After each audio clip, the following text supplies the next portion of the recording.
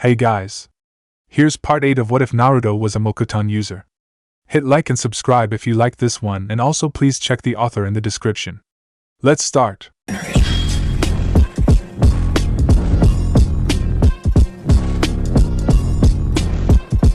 Chapter 21, Acquiescence. Some people would react in a different manner, she supposed.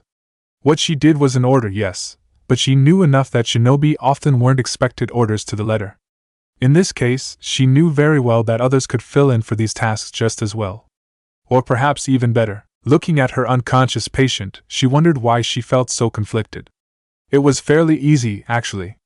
She was the medic, and her patient required her help. So why was she so contemplative? Was it jealousy? I'm really disgusting, she scolded herself. When I thought she was dead, I felt sad for her even though I didn't even know her, but kept hoping like a fool. And now that she's alive again, why do I have to feel so damn disappointed? She was disgusted by her own thoughts. Ajisai had never asked for any of this, nor had Naruto. These things had simply happened to them. So who was she to stand in their way? But Naruto loves you, the tiny treacherous voice in her head urged. He doesn't. Not anymore, Ino grimaced. Her Naruto had gone out on a mission, all that time ago, and had gone missing. Her Naruto had been presumed dead, although he never truly died. He had merely lost his memories, during what was in hindsight the first attempt from Zetsu to control Naruto. Perhaps it is better to just say that Naruto-kun perished that day, Ino sighed. Yes, the Naruto who had returned had been nothing like the Naruto she had waved goodbye. The bright and cheerful boy who had been ready to conquer the world with his unbridled enthusiasm had returned as a broken young man, scarred in both physical and mental ways that Ino could barely fathom. But he still cares for you, he said so. Her heart and her mind were in disagreement. Yes, he still cared, obviously, as he could remember everything. But his feelings weren't the same. In spite of those memories, he had apologized to her, telling her that he was confused. He had admitted that he still loved Ajisai, and that disgusting little voice in her head told her to wait and let him grieve, until he was ready for her again. And now Ajisai had been revived. Ino didn't know what she was supposed to feel. Part of her was happy for Naruto too, if they managed to free him from Zetsu's grasp, get a chance to reunite with his loved one. The other part was jealous. But jealous of what? The Naruto I love is gone, she told herself. Time passed, and the hardships he has gone through left him changed. I can't even say that I understand him anymore. Not like I once did. I guess that's why he told me everything he had gone through. It is gap between us, and this girl, she already stands at the other side, at his side, doesn't she? To her surprise, she found herself staring in the purple ripple pattern eyes of the girl whom had been the focus of her thoughts. How long had she been lost in thought, standing next to Ajisai? Ino couldn't tell. Nothing had alerted her to Ajisai waking up either. It left her feeling like she was caught, even though Ajisai could hardly have read her mind. Do you hate me? Ajisai asked calmly. For a moment, Ino felt the color draining from her face, thinking her mind had indeed been read. No! Why would I? Swearin told me. The orange-haired girl remained perfectly calm, but her purple eyes were staring at Ino. Ino, who felt as if she could look straight through her. You and Naruto-kun were close, before he lost his memories. We were, Ino gulped. But I'm standing between you and Naruto-kun. It is perfectly normal to have certain emotions about that. Ajisai smiled a bit, amused by the range of emotions that crossed the blonde's face. In Amigekure, these sorts of things often led to conflicts, either openly or covertly. Conflict? Ino blinked. Are you intending to kill me, Yamanaka Ino? Ajisai asked bluntly. Wa kill? Tenchi. Konan-sama said I would become strong, so now would be the best point for you to resolve this rivalry. Why would I want to kill you? Ino tried to laugh it off, but was disturbed by the calmness in Ajisai's voice. As if she completely resigned herself. You are confused and are in pain. Ajisai's eyes narrowed. I can see it clearly enough in the flow of your chakra, so why would you try to laugh it away like that?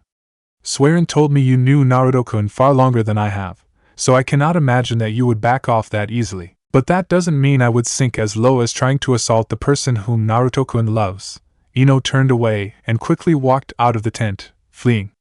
As soon as she did, papers fluttered through the tent, forming the mistress of origami herself. I told you to stop using that honorific, Ajisai, Konan said calmly. Then again, I remember you teasing Naruto with it as well. She smiled when she saw that Ajisai was rendered speechless.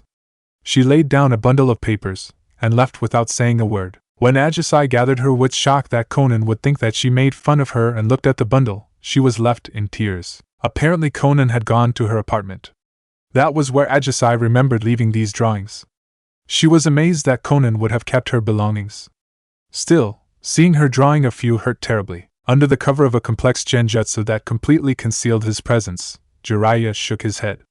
Conan's methods of motivating the girl were rather brutal. He couldn't say that it wasn't effective though, as he saw a determination on her face which he knew she would need. Her training would be harsh, as there was little time for relaxation. Once the girl was healed, there wouldn't be much time for her to ponder about the things which had happened to her. Jiraiya offered a silent prayer to whatever gods were out there, asking them to lend the girl the strength she needed. The world of shinobi would need the power of the Rinnegan if they were to stand a chance at liberating Naruto and preventing the Jubi from rising again. Kill? Attack? Assassination? Was she joking? No, the way she said it, it was no joke at all. Ino tried to get control over the annoyingly trembling lip. She wanted to remain calm, to show no weaknesses. She had mostly managed to do that during the time in which she had believed that Naruto had died, so why was it so difficult now? The conclusion seemed simple. She began to accept that she had lost Naruto. The objective side of her mind had concluded long ago that she was been going through the stages. Denial, anger, she'd gone through it all. Her parents had taught her too much on the matter of psychology, a form of training which was essential to any Yamanaka to be unaware of it. And yet she had never truly accepted Naruto's death, especially not when she first saw Kunamori. Yet now, more than ever before, she felt like she had lost him. She sighed, and moved into her own tent. Later today she'd have to say goodbye to her teammates, as Shikamaru and Choji would be staying with the forces which Konoha left in Amagekure to oversee the aftermath of this war. Shikamaru would even lead it. While that was somewhat unusual considering how he was just a chunin, she knew that none of the jonin that would stay in AIM would even get close to her friend's sharp mind.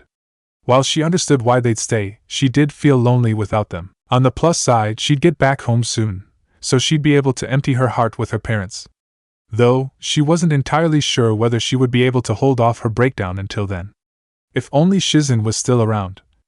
She let herself fall into her field bed. Naruto had once told her that the people of Amagekure had strange customs. That they were short-tempered. The casual way in which Ajisai had brought up the issue of them fighting for the same man was disturbing. Still, when Ajisai had steered the conversation in that direction, Ino had been forced to reach her conclusion. She knew how Naruto was. Even if his mind was scarred due to a chain of horrible experiences, she knew that his essence was still the same. He'd go through hell and back, beat up the Shinigami itself, for those he cared about, and that made hurting Ajisai impossible for Ino. I care too much about Naruto to wish that the person he now loves most to get hurt, Ino repeated her conclusion to herself. But what now? You cannot unrow two trees that have developed a lean or grown unevenly because of a now absent obstacle, to make them fine and straight again. Oddly, the first person she related herself to was Sakura. Young as they had been at the time, Sakura had been oddly persistent, some would even say obsessive, with regard to her feelings for Uchiha Sasuke. And then Sasuke's older brother had snapped, and massacred the entire clan. Ino had seen up close how much Sakura had suffered, just like she knew, and had seen, how Tsunade suffered. But unlike Sakura, who, after some time, eventually gathered herself and moved on, Tsunade had never been able to let it go. Ever since Dan had died, Tsunade had never stopped grieving, not until Naruto had somehow managed to wriggle his way into her broken heart, and had brought her back to Konoha. Yet even after that, Tsunade had been unable to deal with loss. Shizen had basically thrown away her own love life to support her broken teacher, never having bonded with anyone while she remained at Tsunade's side. Would I take my loss just as badly as Tsunade-sama did? Is that what I will become, a drunk who tries to escape her own past? A Yamanaka was trained, from the very start, to have a very strong mind. Psychology training taught her that she first had to deal with her own emotions, before she could even consider delving into the minds of others. So she couldn't be that weak. Not when her father had said that she had the potential to eventually lead their clan. Would she lose all that because Naruto had returned as a changed person? Would she allow herself to become a broken person? Hell no. It was painful, but it was inevitable. She had to cope with the truth, no matter how hard it was. And she wouldn't become like Tsunade and linger in the past. What Naruto had experienced had left its scars on him, but he would live. He had been forced to move on, and had found happiness with Ajisai. He loved Ajisai, she had seen it in his eyes. If he could move on. If Naruto can do it, so must I. Ino cringed at her own thoughts, but knew that it was true. Either she allowed herself to wallow in her loss, or she'd stand up and move on. I'll never forget, and I'll never need to, but I loved you, Naruto-kun. Ino felt the tears flow, and was glad she was all alone now. They had been happy, and she had so many fond memories of his mischief and trespasses. But that was it, they were memories. Loss, shame, and jealousy, Ino was better than that. She could see the folly of trying to hold her childhood love to any commitment. She'd only hurt herself by futilely trying to grab hold of what was no longer there. I'll free you from Zetsu. I swear it. I'll do everything I can to rescue you, but not for myself. I'll do it for you and for Ajisai. Everything hurt. He could swear that his head was currently just a collection of lumps, with his white mane sticking out of the top. It hurt, but he knew he had it coming. Still, it was something he'd have to go through. I told you I wab swabby, whack, I think he just said he was sorry, ma, the little green toad sighed. Could you please hand me my stick back? HMPF, fine, Shima grumbled. But this ain't over yet. I know, Jiraiya muttered, taking a few moments for himself to heal, so that he'd at least be able to talk normally again. When Bunta returned, telling us that you were battling Tsunade-chan, we thought you had finally lost it, Fukasaku sighed. But Ta old geezer insisted that he was still right, so that's Ta's sole reason why we answered when you tried to summon us. I can't say I'm perfectly happy with your explanation though. Shima harumphed and seemed to struggle against the urge to smack Jiraiya again. I lost hope, Jiraiya said quietly. After Minato and Kushina, after Sarutobi-sensei, after. I thought I had lost Naruto too. Then I found Nagato and Konan. Can you blame me for that? Nagato and Konan were the only bonds I had left, after Tsunade blamed me for Naruto's death. But now, all I want now is to see to it that my godson lives a better life than I did, the withered shinobi grimaced. I was wrong with what I have done, I know. But now is not the time to linger on these things. We need to find Naruto-chan, Shima agreed, and quickly, Fukasaku nodded. If Naruto-chan is Ta one to bring great revolution to Ta world, we can't allow him to be controlled by this Zetsu figure. Even if there's a new person carrying Ta Rinnegan, she won't get Ta time to grow strong enough to beat Naruto-chan by herself. Can I count on you too? We won't retract Ta's summoning contract from you, no, Shima huffed. But don't you think for a moment that I'm done with ya, Jiraiya-chan, again. She groaned affirmatively, though could barely keep herself standing up. Her legs trembled, feeling as thin as twigs. Her arms weren't doing much better. The injuries left by pain piercings had been healed, but her body still ached. Those had not been your average type of injury, not even for someone as skilled as Tsunade. But she had to move, she had to succeed. Naruto-kun, the now orange-haired Ajisai stared at her merciless teacher. What did a little pain and exhaustion matter to her when his life was at stake? Likewise, she had never truly wished for anyone to die, but for what happened to Fu, and what he was now doing to Naruto, Ajisai truly wanted to kill Zetsu. Well, she also wished that she could slaughter the men who had raped and murdered her sister, but she had never seen their faces, and they had most likely perished at Hanzo's hands, so that felt different. Shinra Tensei, Ajisai forced all of her chakra outwards, trying to create a stronger force. The enormous boulder in front of her barely budged, though. Again, Konan repeated herself. She had warned Ajisai that this training would be harsh, so she didn't relent.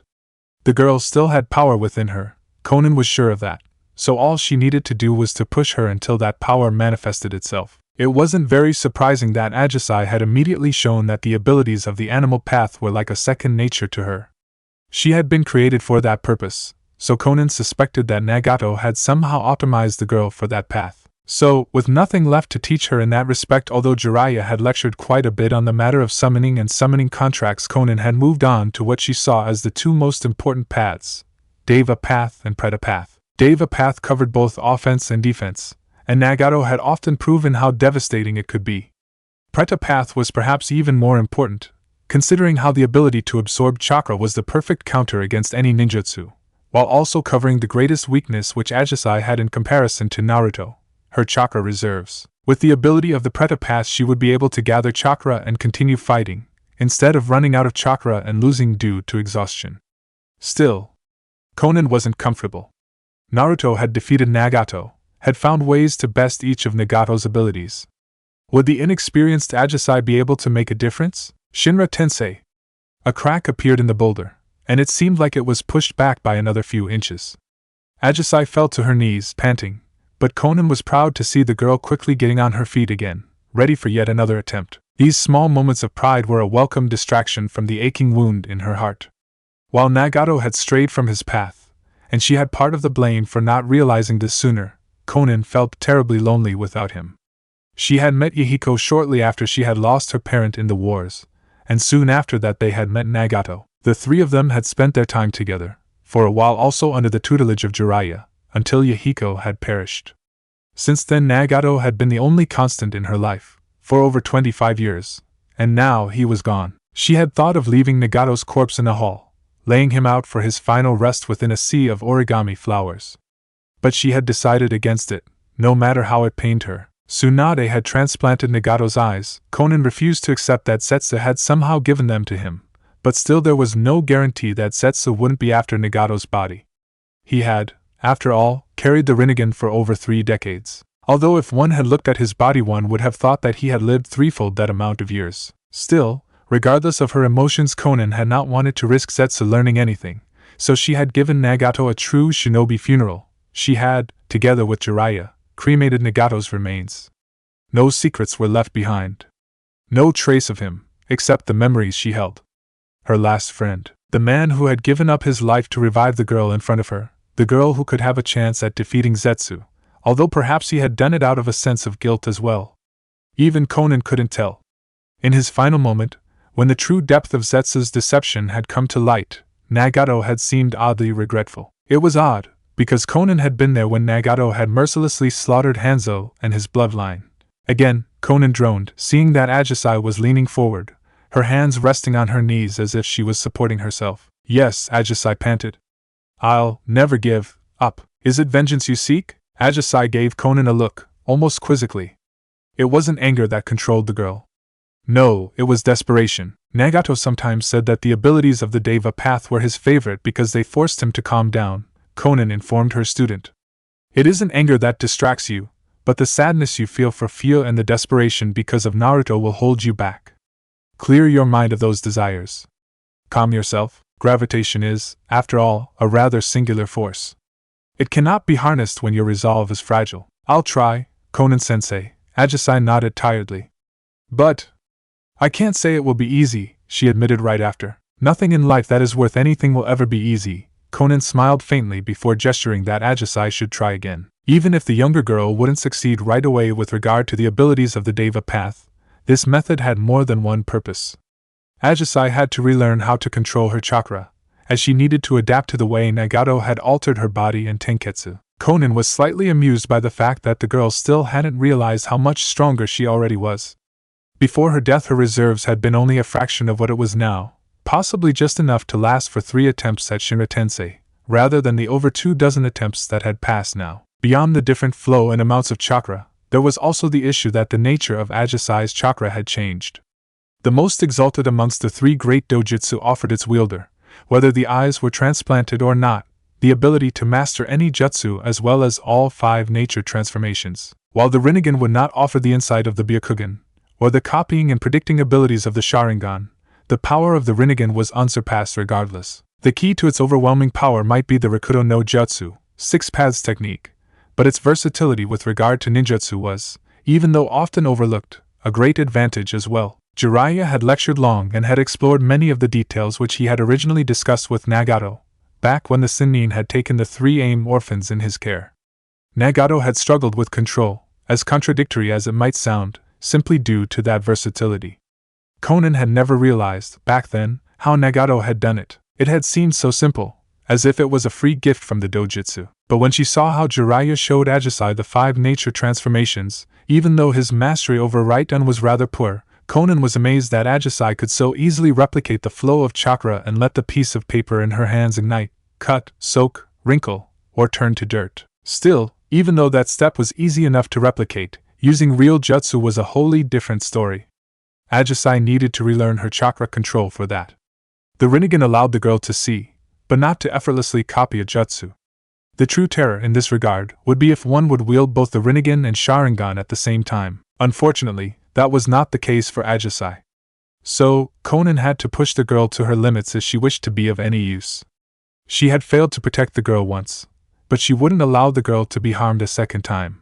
That was the least she owed Ajisai and Naruto. Conan swore to herself she'd do whatever she could to atone for Nagato's transgressions. That borders treason, Nara. If summing up several facts is treason, then we live in a village filled with traitors, Shikaka said offhandedly.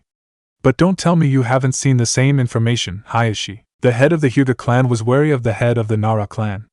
The intelligence of the latter made him a difficult person to deal with, even if the Nara clan had far less influence within the village. Neither, however, would risk challenging the Hokage office though. Sightings of the boy are a poorly kept secret, Hayashi admitted. Exactly.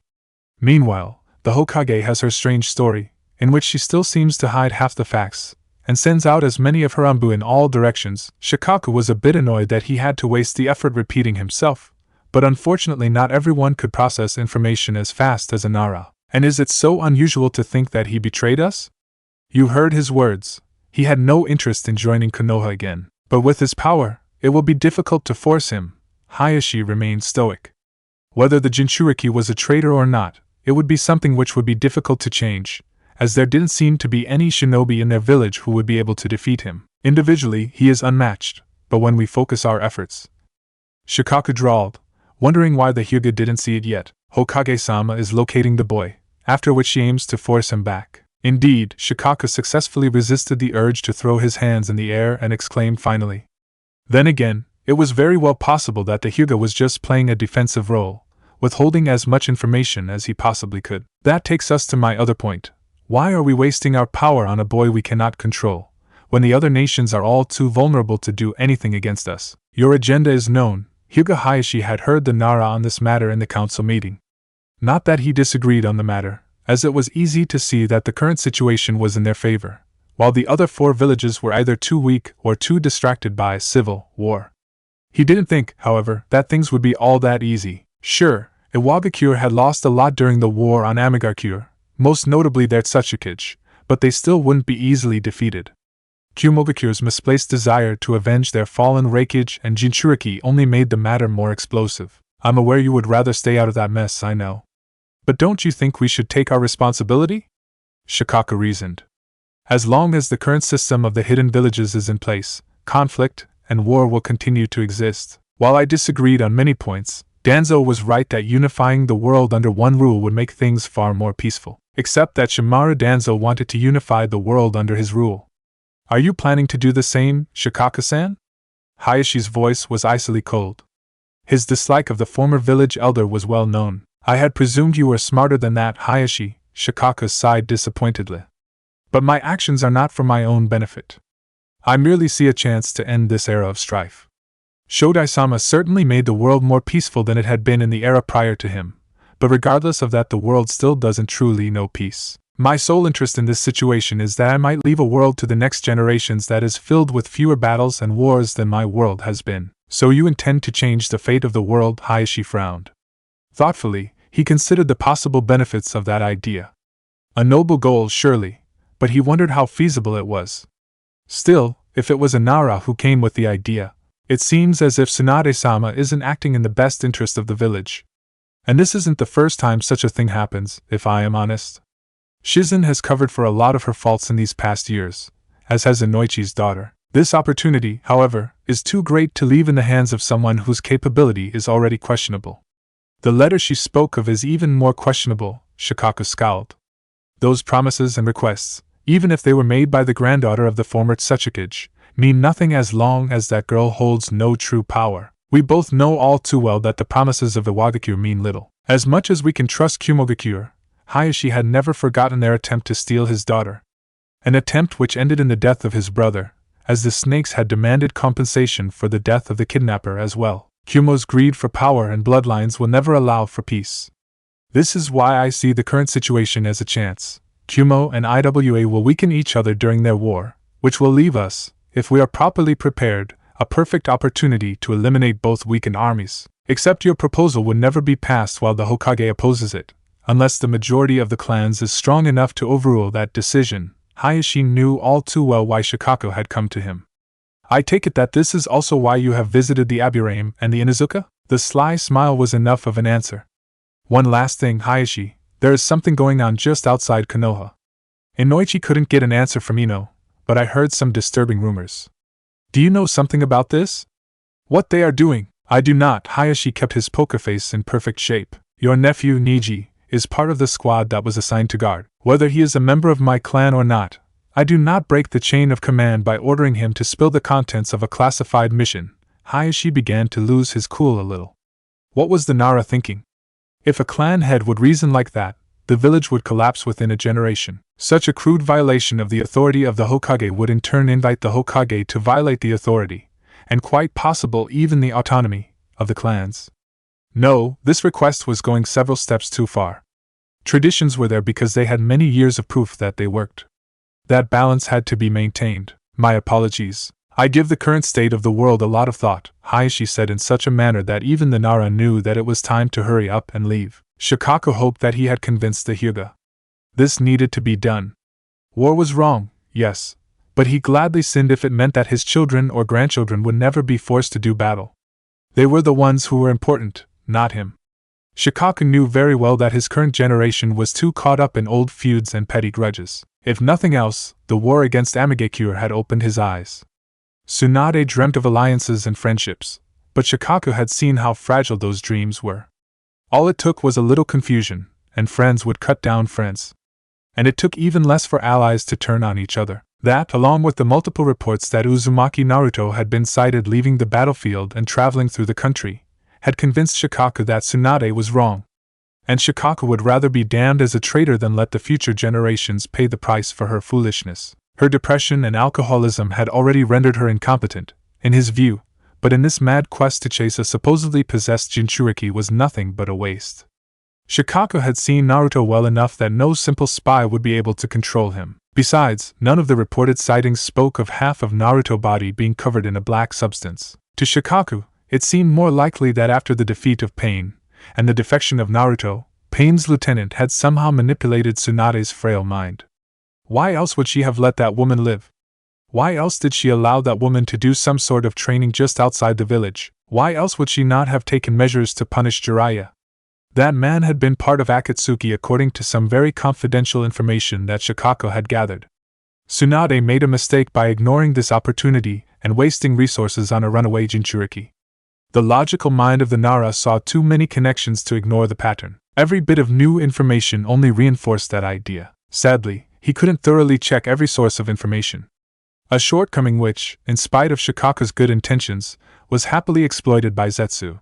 I'm not handicapped, you know. I know, but I still like doing this. It's not like it serves a point. Why not? Because you're constantly training? Even then you have the right to look at your best. Besides, I like doing this. Thanks, Swearin. Don't mention it, the green-haired girl shrugged.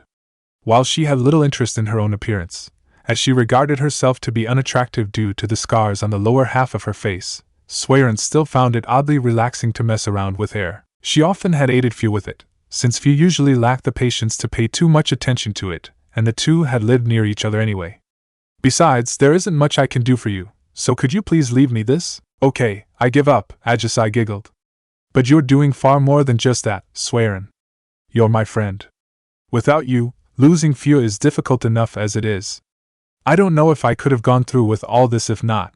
Of course you could. Swearin was strangely upbeat about it, and Ajisai knew that the girl only tried to improve her mood. You've got Naruto to fight for, right? Now I've finished your hair, let's get something to eat. Ino was busy with breakfast, and I'm hungry. They watched as the orange-haired girl stepped out of the tent, with the green-haired girl following. This little camp was just outside Konoha, far enough to avoid unwanted attention yet close enough for Konoha's forces to swoop in and aid when needed. Also close enough for the four of them to locate the place quickly enough. They had all lost friends, teammates, or family in this feudal war. Amigakure had been defeated, subjugated, and Akatsuki had been eliminated. Or so they thought.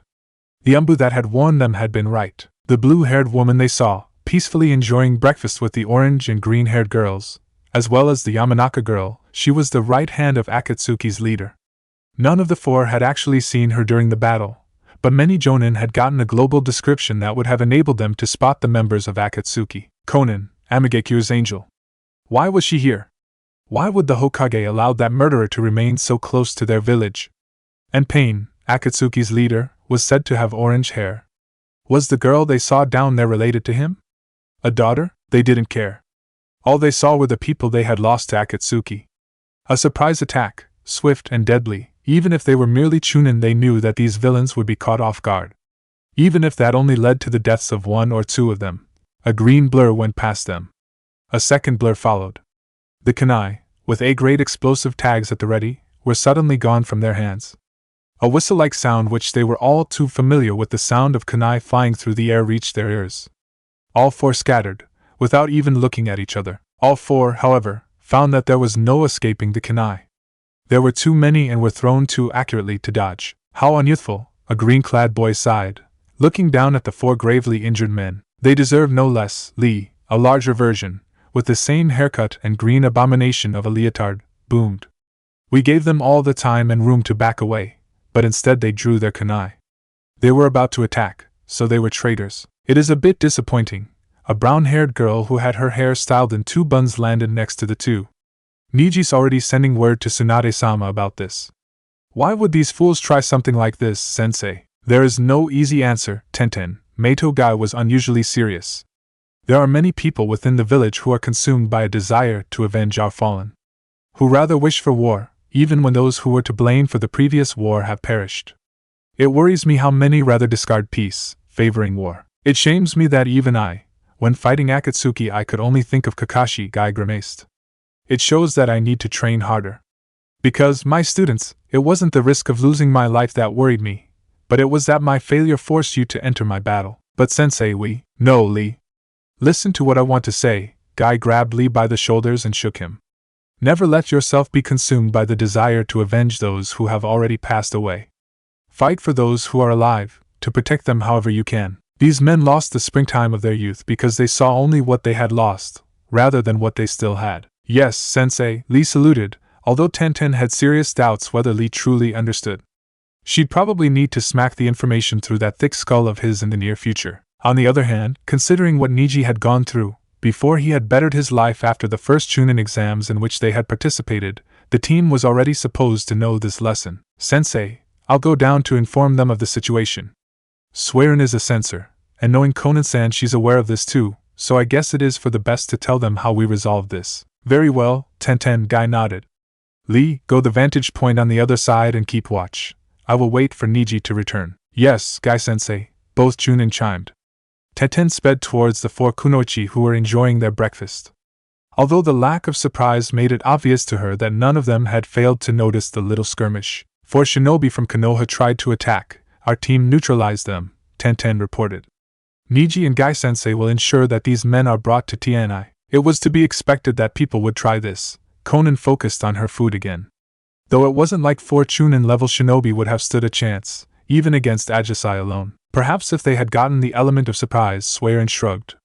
It seems they didn't even consider the possibility that one of us would be a censor. And I thought the shinobi from Emigekyo were too hot-headed. Tenten laughed, and then excused herself. Before she could leave, however, Konan halted her. Would you perhaps be willing to help us in Ajisai's training, Tenten-san? Help? The weapon mistress blinked. Me? How would I be able to help? Aren't you carrying Samahata ever since Kisame died? Yeah, Tenten frowned. When I tried to give Same-chan to Tsunade-sama, she attacked her. Same-chan?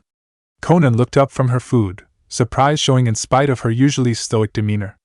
Kisame mentioned that Samahata was a sentient blade, who picked its wielders. We always assumed that the blade was attracted to the chakra of people, but apparently we were wrong. Yeah, I'm not much a chakra monster, I know. Thanks, Tenten deadpanned. She's more of a weapons nerd, Ino supplied, making Tenten scowl. Tenten can wield any weapon she touches, even if it is one of Kirigakure's legendary blades. I swear she has half of Konoha's armory stocked within her seals. You're exaggerating, Ino, the girl huffed. Anyway, Same-chan doesn't like it when others touch her. She's still sad about Kisame. I understand, Konan nodded calmly. But I am not asking you to give up Samahata. I'm asking if you are willing to help with training Ajisai. Samahata has the ability to absorb chakra, quite similar to the abilities of the Preta Path. With the restriction in time, seeing and feeling Samahata's chakra absorption could prove to be a valuable shortcut in Ajisai's training. You want me to use Samahata against Ajisai? Well, if you say so. Tenten looked at Ajisai, who nodded affirmatively, before she agreed. While the Konoha Council had chosen Guy's team to guard their guests, they had not been aware of the bonds between the team and the two younger kunoichi from Amigakure. Guy had been selected because he was one of the only jonin within Konoha who would be strong enough to defeat a former member of Akatsuki, and his team had gathered a lot of recognition as well. Unfortunately, they weren't looking at the foreign kunoichi with the same distrust as the council, considering how they had already met. The Chunin exams in Sunagakure had led to a strange chain of events where Lee and Niji had been forced to cooperate with Fio and Suiren, after Tenten and Ajisai had been trapped in a collapsed underground system. In spite of the animosity between the two teams, they had managed to look past their grudges and survive the obstacles they had been facing together. While they weren't exactly the best of friends, that had grown a certain level of respect. It had also led to Ajisai somewhat changing her views about foreign shinobi. In spite of his rather unusual behavior, Meito Guy was very well aware of this conflict in interests. So he had kept his team separated from the kunoichi they were guarding, aiming to keep things professional enough. After all, if the council figured that Guy's team was too friendly with what they perceived as possible hostiles, they would assign a different team. A different team who would likely mess up. And with what Tsunade had confided to him, Guy considered Ajisai and Konan to be too important to antagonize. With all the uncertainty within the world, as wars were looming in 3 of the surrounding nations, Tsunade had to be very careful. The exact details on Naruto's disappearance had thus been kept to a need-to-know basis, especially after the council had voiced its skepticism regarding Naruto. Guy, however, was convinced by Tsunade's side of the story, that Naruto had been taken by Zetsu. With all the tensions, the aid of Konan and the new wielder of the Rinnegan would be invaluable in their quest to liberate Naruto, or in the worst case to stop the Mokuton user from causing too much havoc. Even with all 8 of his gates, Meito Guy had his doubts whether he would be able to defeat the power he had felt on the battlefield. But if he, Jiraiya, and Tsunade could get the aid of Konan and Ajisai, their odds would improve drastically. Unfortunately, politics were rarely a youthful business. People rather denied the existence of a threat, when they saw other opportunities that suited their interests better. Any idea where he has taken us? I told you, the reply came tersely, that I only get vague impressions. I tried to suppress my chakra as much as I possibly can, after all. Yeah, or else he'd be able to use it. This sucks. Is there nothing we can do? No. And yes, this situation is definitely not optimal. But if I had not taken us here, the consequences would have been even worse. How strong is he? Right now? Even with that stuff he's using to amplify his power, he is still weaker than you were when I aided you. Ugh. I still can't believe we lost like that. He outsmarted us all. They remained silent, until Naruto once again got bored by the silence and the absolute nothingness of this realm. This deeper level of consciousness, as Kurama had explained it, was nothing more than a limitless and dark area where only a single source of light existed. It was boring, and Naruto's boredom aggravated a certain enormous 9-tailed fox who was trying to look like he was asleep. Koko's chakra is weak, it won't be much longer, Kurama grumbled. That greedy bastard took nearly a quarter-tail worth of chakra in the moment I peeked through the seal, though. Koko, the Gobi, the 5 tails, Kurama sighed. His Jinchuriki will die soon. I think 6 days have passed in the outside world, so things are progressing faster than I would have liked. Damn it, Naruto added a few more words which no underage child should hear or read. The times when he had met Kisame and Haiden had certainly expanded his vocabulary, and not in the good way. There is the possibility that those Akatsuki idiots had already started the sealing before this war started, Kurama pondered. In that case we'd still have less than a month until Zetsu is finished. I hope the others find us quickly. It would be preferable. See, even you can't hate every human, Naruto smiled. Kurama frowned before he opened his large red eyes. Don't speak of things you know nothing about. I'm aware that I know little. You're the one with centuries of experience, so you have far more wisdom than I have. So, teach me. I doubt anything can cure your ignorance, Kurama sighed. But I suppose it will be less irritating than having to witness your boredom for another month. The fox moved until he was lying in position that allowed him to look at the boy with both eyes. For a Jinchuriki, the brat was definitely unusual. Then again, Mito and Kushina had treated him like an enemy, binding him down, whereas Naruto seemed to view him as an equal. The boy's offer of letting Kurama free once he reached his goals was even more unusual. The extraction killed a Jinchuriki. But this boy seemed to care little about his own death. This lack of self-preservation was not what Kurama was used to seeing in mankind. Humans are usually selfish and prone to act solely in their own self-interest, Kurama sighed. Take you, for example. Even when you knew that Akatsuki's goals were wrong, you still hunted and killed another Jinchuriki. Why? You already know, Naruto sighed, not too happy to be reminded of that. Because you put the life of the girl you loved over that of the other humans. Kurama ignored Naruto's annoyance. That is the fundamental flaw of humanity. You discriminate between things. That which you consider yours, you consider to be more important than that of another, and you'll protect it at the cost of others, which is how conflicts arise. I suppose you're right. I indeed did something bad, simply because I feared that if I didn't do it Ajisai would be harmed. Although, I also considered that the cost of not doing what I did had resulted in even more needless deaths. A noble statement, but we both know that the girl was your first concern. The fox shook his head. But it is pointless to argue about the details. The result is the same. It always is. I've seen it happen, over and over again. Humans often do bad things out of good intentions, wars which start because one of the parties thinks that peace can only exist when the other group is annihilated. Etc., etc. Kurama sighed. It becomes quite boring after a while, to tell the truth. The predictability of it all is just saddening. How often have you seen this happen? I told you that it was the Rikudo Sennin who created me, out of the Jubi, did I not? Yeah. The sage of the six paths, who defeated the Jubi, sealed it within himself, created you guys, and was the one who practically founded the shinobi world. It seems you have a better memory than I expected you to have, Kurama chuckled, not able to resist riling the boy up a little. You could consider him my father, and he strived to make the world a peaceful place. But as strong as he was, he never truly succeeded. He did not know why, but in the end there were always those who rather created conflict to gain that which they desired. His presence alone prevented conflicts from escalating, but, in time, just like any other human, he grew old and died. He had 2 sons, human sons that is, he added, before Naruto could make any weird assumptions. Before we set out into the world, we resided in the inner world of our father, much like I do within yours right now. We saw, the younger son showed a path of love and forgiveness, one which our father believed to be able to lead to a world of peace. The way you're saying this went wrong, didn't it? The Rikudo Sennin named his younger son as his heir, but the elder son objected. He was more powerful, and believed himself to offer a better solution to the conflicts in the world. He wanted to use force to bring peace to the world. Obviously, that led to a conflict between the two. The elder one won, I take it? Naruto guessed, taking the current state of the world in consideration, as well as what he knew about the history of how the world had been before Hashirama founded the era of the hidden villages. Wrong. The younger son was victorious. Eh? But you said that he believed love and forgiveness was the answer. Kurama nodded. Indeed he did, but it changed little. In spite of all his efforts, mankind never ceased to be in conflict. It is a part of their nature to create conflict. Misunderstanding will always arise, and conflict will also ensue. Whether people try it through good or bad intentions, no one can ever stop that cycle. Then what you're saying is that my promise to Aji-chan, as long as there are humans, there will be conflict.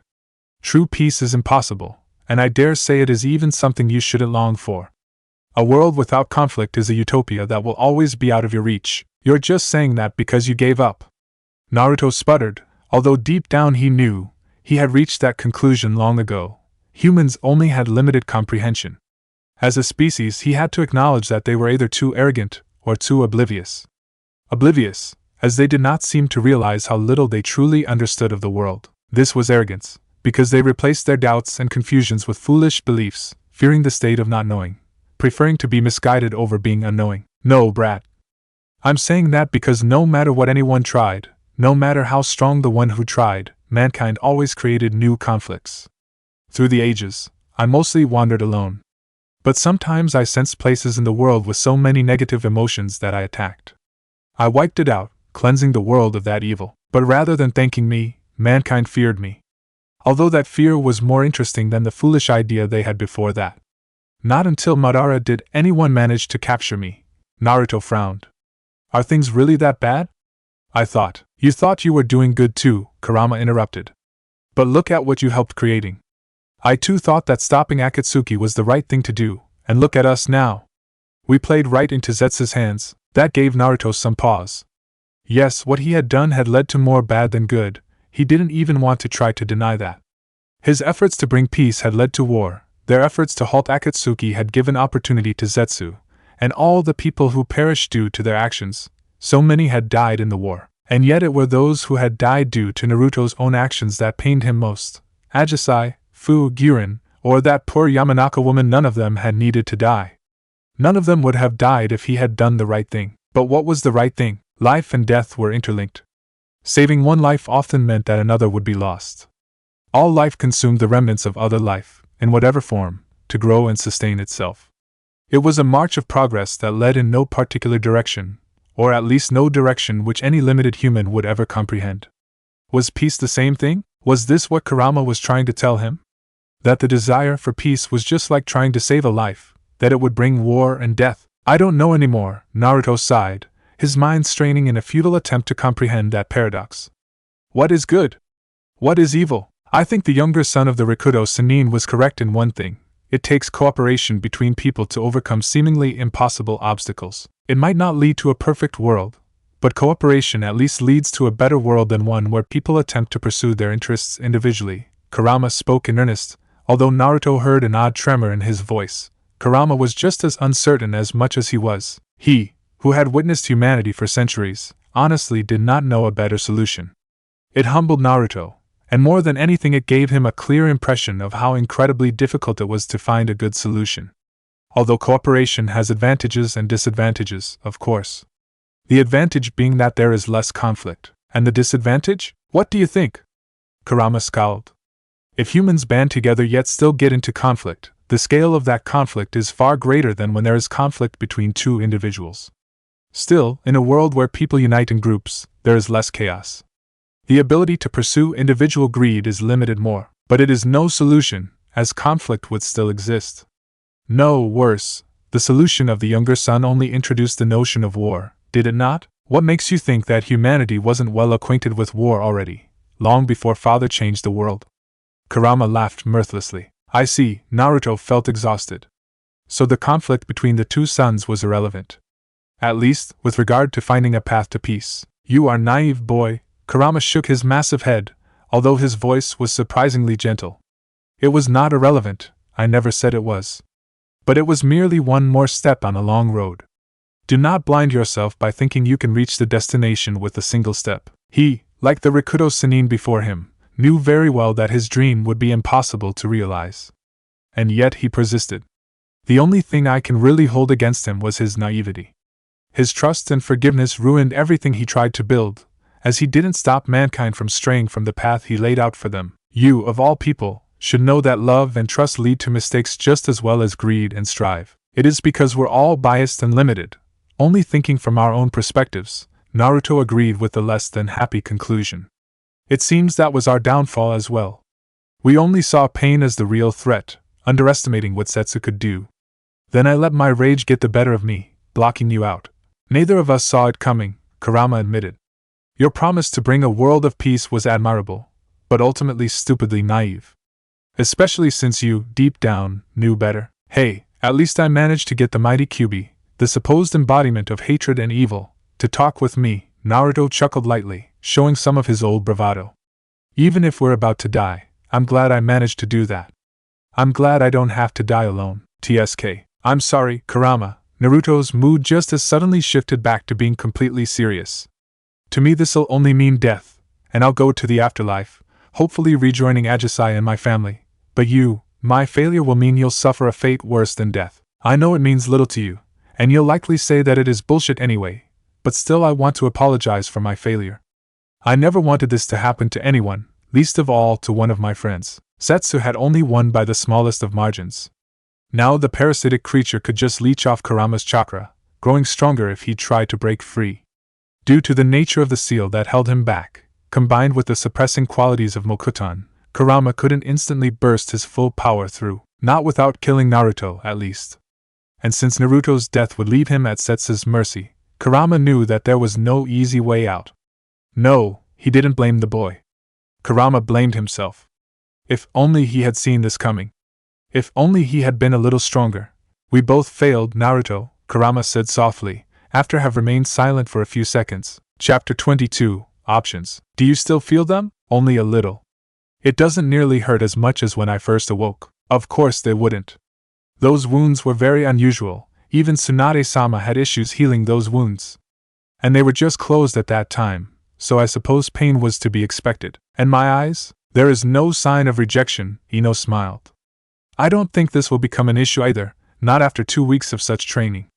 The only thing you should be careful about is that you shouldn't push your chakra pathway system too far. Seriously, you would have ruptured your tenketsu if you didn't have me around to patch you up every day. Thank you, Ajisai smiled, although even that movement seemed to ache. Another full day of training. Another day where Konan pushed her beyond her limits. But Ajisai knew it had to be done. And luckily she felt her power grow. Not as fast as she hoped, though. Aside from training, it were her emotions that distracted her. Losing Fu, reuniting with Swayan, training with Tenten, gaining acceptance from Konan, all those things mixed in with the overwhelming sense of panic she felt when she thought about Naruto. There was one thing that stood out, though. There was one thing that didn't make any sense to her, simply because she couldn't understand why Ino would be so accepting. Can I ask you something? Ajisai halted Ino before she could walk out of the tent in which Ajisai stayed. She had intended to let Ajisai rest, while she would help Swayan with preparing this evening's meal. Konan, meanwhile, was off to wherever Konans go. Sure? Ino wasn't certain why Ajisai would ask permission to ask a question. Not unless it was something private. And Ino wasn't too sure she'd like to discuss the subject which Ajisai would undoubtedly bring up. Why? Why what? The blonde blinked. I'm a rival, am I not? Why can you be so friendly? I can understand that you heal me and keep me in the best possible condition for training, because that's the mission that was assigned to you, but why would you even care? What would you have done if Naruto had fallen in love with me during the time you were dead? Ino countered bluntly. Do you think violence would solve anything? No, but if I harmed you, and we managed to free Naruto, would you think he'd forgive me? Ino smiled sadly. Naruto might have changed, and after all he's been through he's not the same I once knew, but I know he'd still react the same way. He'd be furious. I don't even need to doubt it, because I've seen it before, when Zetsu tricked him. I suppose, Ajisai mumbled. But still, I wouldn't be able to give up. Naruto is still a person who is very precious to me, Ajisai. His happiness is more important to me than my own selfishness. The Yamanaka took a seat. I had to accept that Naruto moved on. And after what he's been through, I can't blame him. Nor can I blame you. You were there for him when he needed you. That's how things work, how life is, and I just have to deal with that. So you're not angry? Angry against whom? At myself, for not being there instead of you. At Naruto, because he disappeared and forgot about me? At Zetsu, for causing all this? Ino shook her head. No, that would be pointless. Things happened. All that matters now is that we save Naruto, and end Zetsu. As for me, the logical part of my mind tells me I lost Naruto years ago. He changed, I changed, and now I just have to accept and move on like he did. It can't be that easy to discard your feelings. Who said it was easy? Ino sighed. But even if my parents call me a clover, I feel more like a yellow tulip, the Yamanaka admitted. The latter flower symbolized one-sided love. And she didn't want to be associated with such a flower. The clover, however, was associated with luck, and Ino couldn't say she had felt very lucky these past few years. What? The orange-haired girl blinked in confusion. Considering your name, I assumed you were acquainted with Hanakatoba, the language of flowers. Naruto-kun had several books on flowers, some of which I read while he was training in AIM. Ajisai shrugged. As such, I know that the flower I'm named after, the hydrangea, symbolizes pride.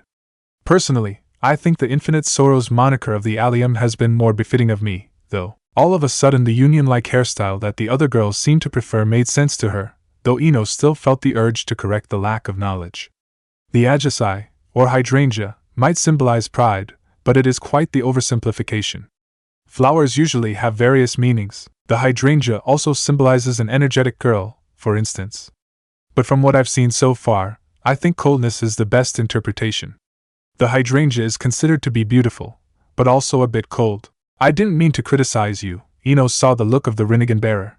It's just, from what Naruto and Swayan told me before, it seemed to me like you were a bit distant and cold before you fell in love with him. I suppose you're not wrong, Ajisai admitted. How do you know all this stuff? Well, I did work in my parents' flower shop for years, so of course I'd know about that, Ino huffed. I might not be a complete expert, like Ka-san is, but I know my flowers. With that she stood up and left to help Swearin. Ajisai, however, remained in the tent for a while, pondering about Ino's words. Botan, the peony, was a flower that stood symbol for nobility, respect, and good fortune, as well as bravery, daring, and honor. That one was the only flower that Ajisai had remembered properly from the book which Naruto had lent her. At the time she had taken an interest in that literature because she was rather bored. Naruto had spent most of his time in meditation, leaving her with little else to do than taking care of their food. The nobility aspect had drawn her interest because she felt like Naruto had possessed a certain noble quality in the way he acted. Not noble in the sense that he acted like an uptight aristocrat, but rather in the way he remained humble even though he stood way above the vast majority of the shinobi in the world. Ironically, it turned out that he was the son of a Hokage, which actually made him nobility of sorts. Ajisai sighed. Dealing with Ino had made her tenser than she had anticipated. The reason was simple: Naruto. I'm a bit too possessive of Naruto-kun, am I not? Or is that normal?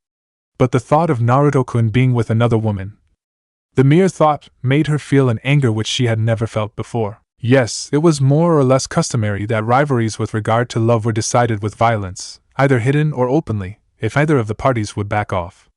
While this usually was a matter between males of equal standing who both laid a claim on the same woman, it also happened the other way around. The people of Amagekyo were a bit harsh in this contrast. Ajisai knew that, but still she couldn't imagine herself to ever let go of Naruto. As such, she also found it hard to imagine that Ino could let go of him, as Ajisai had clearly seen how sincere the blonde was. But for Ino, if I had been dead for several years, and was brought back, things would be different too. When she last saw Naruto, he was a boy. But after what Zetsu and Kakuya did, Naruto changed. For Ino, that must hurt most. She bit her trembling lip. Could the same happen between Naruto and me, because of what Zetsu has done this time? Getting him back and finding out that he's no longer the Naruto I know? She stared at the roof, wondering what she would do if she'd lose Naruto. Would she be capable of accepting such a thing? Her heart said hell no, but her head told her to respect Ino, for her decision must have required a lot of maturity and mental strength. Ajisai couldn't see herself letting go of Naruto without falling apart. It seems that, besides Naruto and Tenten, there is a third person from Konoha whom I can respect. Staring into the little fire on which he was preparing his fish, Jiraiya felt old. Older than ever, actually. In a sense, this was worse than the time after Tsunade had blamed him for Naruto's death. Back then, he had no purpose, no goal in life, only feeling a deep bitterness that poisoned his entire mind, to the point that he heard Nagato's ideals, and couldn't find himself to disagree. He sighed. A world where people would be scared into peace. A world where there would not be broken people like him, or those dearest to him. In hindsight, it was so easy to think that the sacrifice of the few was worth it as long as it was for the benefit of the many. But truly, it was only his own selfishness, his own pain, which led him to agree. Yeah, I was stupid, he mumbled to himself. He grabbed a twig and poked in the fire. I should have continued searching for Naruto, rather than lose hope. He took his fish and ate in silence. He traveled through the lands during these past 2 weeks, without a real sign of Naruto. There were some reports of people who had seen Naruto, but every time Jiraiya had investigated those claims they turned out to be false. Well, it had been Naruto, but simply not the real one. This was Zetsu playing tricks on them, trying to distract and scatter his pursuers. To Jiraiya, that was a sign of vulnerability. If Zetsu's hold over Naruto had been absolute, he wouldn't have hidden. There simply would not have been a need to hide. Naruto alone would have been strong enough, even in his weakened condition, to completely annihilate the allied forces. Then again, Konan had mentioned that Nagato had seen how Zetsu had only barely gained control over Naruto. In that line of reasoning, Jiraiya could see 2 vulnerabilities in Zetsu's control. The first vulnerability in Zetsu's plan was that in combat, Zetsu would have to exhaust his own chakra in order to manipulate Naruto. If forced to fight for extended periods of time, and presuming that Naruto's vast chakra supply would outlast that of the parasite, Jiraiya thought that Naruto would have a fair chance at forcing Zetsu out of his body. Especially if the Kyuubi was as cooperative as Tsunade had said. Still, there were some pretty big disadvantages to this strategy. Naruto's Mokuton was too dangerous. Although Jiraiya doubted that Zetsu could use Naruto's senjutsu to amplify his abilities, Naruto was still dangerous enough without it. If Fukasaku-sama and Shima-sama back me up, I would probably stand a chance to at least hold him for a while. But then there is still the matter of the Gedo Mazo. No one knows how strong that thing is. Even worse, what would we do if Zetsu gets the Jubi back? There were too many unknowns to risk a direct confrontation, especially with the chaos that was unfolding in the world. Through his network, Jiraiya got many detailed reports. Apparently Iwagakure had chosen the granddaughter of the former Tsukiji, Kuratsuchi, as the provisional leader of their forces. From what he read in his reports, Jiraiya knew that this young woman was more skilled than her age suggested, both in ninjutsu and in the political side of her job. Moreover, she seemed honest in her desire for peace. The latter was still pointless, though, as Iwa's council remained in charge of the village with regard to the normal state of affairs, in the absence of an official Tsukiji. Kuratsuchi would lead Iwa's forces against the invading forces of Kumogakure, but her mandate did not give her much say when it came to diplomatic relationships. On the other side of the land map, Kirigakure's Mizukage had her hands tied with an insurrection that was undoubtedly instigated by Zetsu. Former loyalists, those who still believed that Yagura's policies with regard to Kekkai Genkai were justified, had banded together. Likewise, there were groups of shinobi who could not let go of their grudges, and had demanded of Mei that she'd persecute those who had been on Yagura's side during the last civil war. In short, Kirigakure was paralyzed, and for each knot which Mei unraveled, two more surfaced. Sunagakure was the only village without internal conflict, but they too had been rendered weak, to the point that Suna's forces could not afford to do much more than focus on their defenses. With the chaos brewing around them, the Kazekage had decided that they were too weak to involve themselves in foreign affairs. Not until it was clear which party would be victorious, at least. Jiraiya could respect the shrewdness of Temari, especially after he had first seen her as a young and inexperienced kunoichi. In the end, the only thing about the whole chaos that mattered to Jiraiya was the fact that he couldn't expect any reinforcements from the other villages. And if what Tsunade just wrote him was right, the Konoha Council was about to get a majority vote in favor of ignoring Iwagakure's proposed alliance, opting to invade the country after Kumogakure had decimated Iwa's forces. While Jiraiya agreed that it was unlikely that Kumo would succeed with their impetuous assault on Iwa, it was foolish, cowardly even, of Konoha to exploit that moment of weakness. Even against a crippled Iwa, Konoha would have to sacrifice a great number of forces if it wanted to end the war victoriously. Those idiots refused to see that they need all the shinobi they could muster if Zetsu succeeded in reviving the Jubi. So it was imperative that Jiraiya would find Zetsu, that he created a window of opportunity for them to stop Zetsu before the creature could unleash the Jubi on the world. All the petty grievances would be rendered to waste if that being rampaged through their world. Sadly, while they had united against Amigakure, the villages were now more divided than ever before. Jiraiya, a small toad popped into existence. Kosuka, I bring reports from our scouts. The red toad put down a collection of scrolls. I'll warn the Nidaisen game, two great sage toads, that they'll have to reverse summon you. So pack your stuff. Fine, Jiraiya muttered before the toad disappeared again. If Pa and Ma are going to summon me, I'm sure they found something with regard to Naruto's location. Damn, that means I'll probably have to exploit the second weakness in Zetsu's plan. It would have been nice if I could have stuck with the first option, but as things are now it would be a mistake to fight him head-on. Daily training with Tenten and Samahata had improved Ajisai's mastery in Preta Path drastically, to the point where even Konan seemed somewhat satisfied, although Ajisai found it very hard to figure out whether Amigakure's Tenshi-sama was satisfied or not. Deva Path was more difficult. Ajisai could push things away, or pull things towards herself, but lacked the destructive force that Konan said she'd need against Naruto.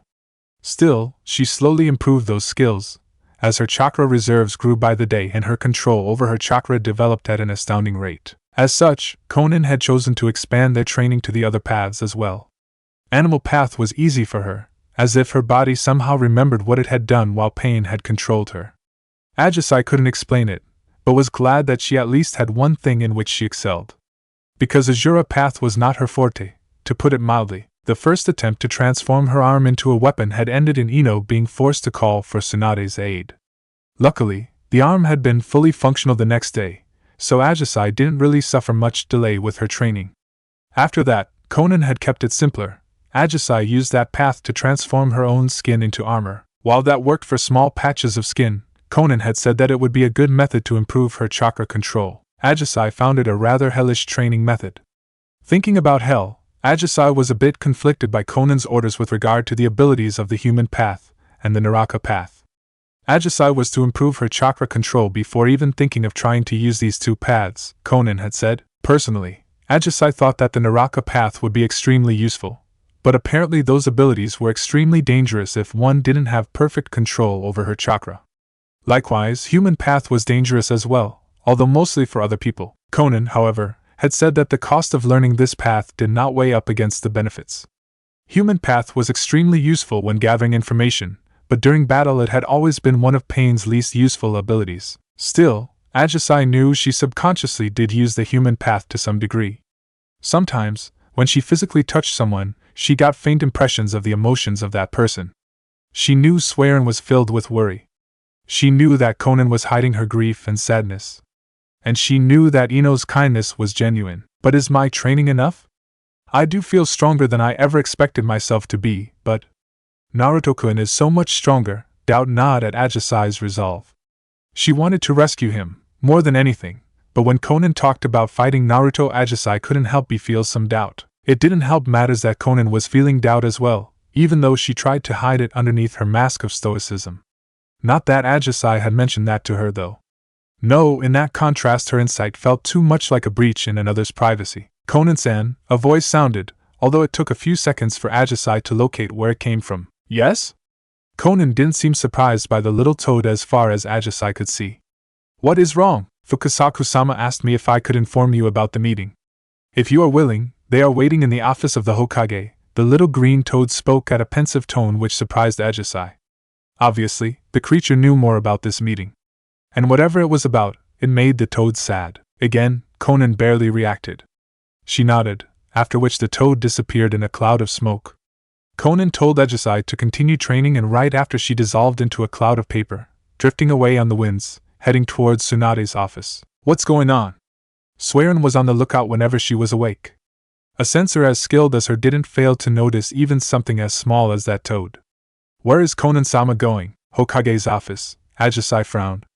I'm not sure what is going on, but it sounded like bad news. I guess we'll hear about it soon. Trying to shut out all distractions, Ajisai turned her focus at the boulder which she was supposed to lift from the ground with the ability of her Deva path. All these strange exercises sometimes made her wonder if Conan had a good idea of how she was to attain her skills. Then again, Conan had said that only someone with the Rinnegan would be able to directly teach another person with the Rinnegan. In any other case there was always a certain amount of confusion, as the teacher would never be able to fully comprehend the student's Rinnegan. Thus the instructions were, at some level, flawed. Then again, this wasn't an issue unique to the Rinnegan. It was always difficult to translate the actions of other, when the teacher themselves weren't able to replicate those actions, into instructions for someone else. The uniqueness of the Rinnegan did increase the problems which that hurdle created, though. But it's not like I'm going to give up due to such a stupid thing. I'm going to free Naruto-kun, no matter what. Then he has chosen the worst place possible. For us, yes, Fukasaku agreed. Having heard what Top Boy can do, we decided to not go any closer. Which is for the best, Jiraiya sighed.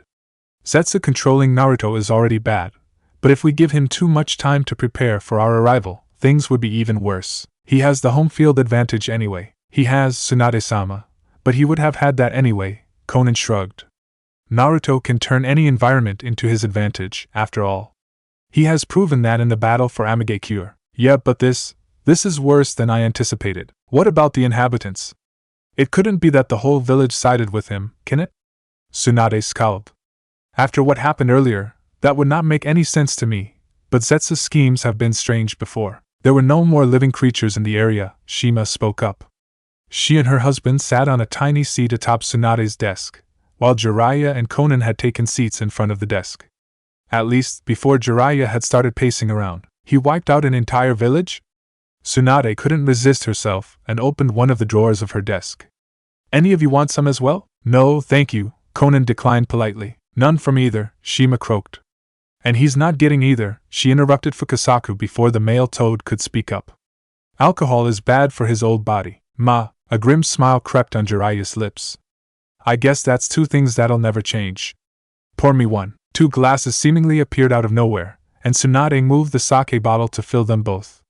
Here, she shoved one to Jiraiya, while immediately downing and refilling the other. Sake is no solution to our problems right now, Shima grumbled. We should focus on how to get Top Boy free. Well, we can scratch out the option of infiltration or ambushing, Conan remarked dryly. He's not going to move from there. No, Jiraiya grumbled. So that leaves us one question. How many shinobi can we muster? Do we have any allies left that I am not aware of? You know darn well that we don't, Tsunade muttered, ignoring the female toad as she poured herself a third glass of sake. With the clan heads trying to overrule me in the council, I can't even guarantee that the full force of Konoha can come to our aid. Shouldn't you inform them about the whole mess? What do you think I did? The Hokage exclaimed angrily. That I just sat there while those idiots were spouting nonsense? I told them that Zetsu took Naruto, but they refused to believe me. Worse, there are multiple reports, obviously false, that Naruto was seen leaving Amigekure voluntarily. Those morons think that Naruto abandoned us willingly, after Akatsuki was defeated, and that I'm too fucking emotionally unstable to deal with it. Calm down, Haim, Jiraiya put up his hands in an attempt to placate her. When Kirigakure is facing civil war, and Kumogakure is at Iwa's throat, did you really think Zetsu would neglect to weaken us? Of course he had his schemes in place. We rallied everyone because of the threat of the Jubi, but our victory in Amigekure has made it pathetically easy for Zetsu to plant the false belief that this threat is gone, simply by creating problems which seem far greater and urgent. Zetsu has everything he needs, Conan agreed. So he waits in the shadows, until no one can stop him. He turned a defeat into a victory. This whole ruse has been the perfect way for him to cover his tracks, after all. But rather than thinking about what we cannot change, should we not focus on the matter at hand? Smart girl, Fukasaku smiled appreciatively. Yes, we need to find a way to stop Zetsu, before Tajubi returns. Ta problem is Naruto-chan, Shima continued her husband's train of thought. He's Ta biggest threat to us. How's Ta girl doing? With Ino keeping her healthy, Ajisai is training relentlessly and I have to admit that her growth is impressive, Conan reported, although everyone could hear the but that was to follow. So she ain't strong enough yet, Fukasaku scowled. Darn it, if we cooperated with Jiraiya-chan, Shima muttered. We wouldn't be strong enough, but at least we'd be able to halt him. It isn't enough, Jiraiya sighed. We'll need more. It is pointless to throw genin or inexperienced chunin at him, but the aid every jonin who is able and willing would be most welcome. He didn't look at Tsunade, to her surprise, but at Conan. Can you gather AIM's elite shinobi, Conan? Not without being forced to eliminate the troops left by Konoha, Conan said stoically. I highly doubt they would allow me to take control of AIM's forces, not while Konoha is preparing to use Amigekure as their entry into Iwa's territory. That's not necessarily true, Tsunade smiled. I left Shikamaru in command, flanked by Kurenai's squad. If I sent Ino with you, Conan, then you should be able to recruit the necessary forces without eliciting conflict. In the contrary, it's even very well possible that Kurenai and her team join our cause. Her team is close to Ino, and was always close to Naruto as well. I'd say it would be for the best to take Swearin along too, Jiraiya suggested. It will be difficult to guide a group of shinobi without a good censor. We don't want conflict with Kusugakure, nor can we pass through Iwa's territory. And obviously our own lands are a no-go too. Understood, Conan nodded. What about Ajisai? I'd like to. I know you care about the girl, but if you don't mind I would like to take over her training. I'll take her to join the rest of our forces before the attack, don't worry. She'll need to get stronger, and fast, if we want to have a chance. What are you planning, Jiraiya? Tsunade was suspicious. Surely you haven't been holding something back on us, have you? Nope, Jiraiya lied casually. Not with regard to her training, at least, he added, just to be sure. That part was true. Sort of. Luckily, Tsunade bought it, or at least accepted that she couldn't waste more of her time on the matter. Then I'll try to gather whatever jonin are willing, without openly defying the decision of the council. It's a delicate balance, and I'd rather not risk internal conflict. Ugh. I bet Shizen is going to scold me again, because this mess is my own fault. Tsunade couldn't remember that she had ever signed the necessary documents which had granted the council so much more authority during time of war, nor that she had agreed to widen the definition of time of war, but that was no big surprise. During her years of depression, in her inebriated state, she had encountered plenty of documents which she had signed without bothering to read them. She hadn't cared at the time. Nor had she been sober enough to be able to read them. And now she paid the price. Annoyed by her past mistakes, she didn't even notice Jiraiya's expression when he left her office. Nor did she notice the worried glances of the elder toads before they returned to the sacred mountain they called home. Finally, took you look enough. Too long, Black Zetsu growled. Why are you so much weaker than Naruto-kun himself? No senjutsu, remember? Oh yeah, I remember, or you'd risk losing control of him. It is more annoying that the Kyuubi has nearly completely withdrawn itself into the seal. So you have to waste time on unraveling this seal too? One of the many white Zetsu that had gathered replied. Black Zetsu, covering the right half of Uzumaki Naruto's body, stood in front of the ominous Gedo Mazo, with a dozen white Zetsu gathered around him as servants. Depends how much time is left, at their current speed? A day for the group from Amigekure, 2 or 3 hours more for the group from Konoha, none from the other villages? There's no movement in Sunagekure. Our plans in Kirigakure are going splendidly, and Kumogakure is still wasting its troops on Iwa's defenses.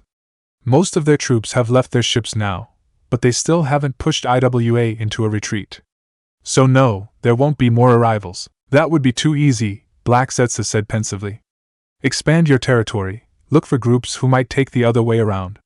Perhaps there are some who risk going through the Sangaku no Hakaba, Mountain's graveyard, in order to blindside us.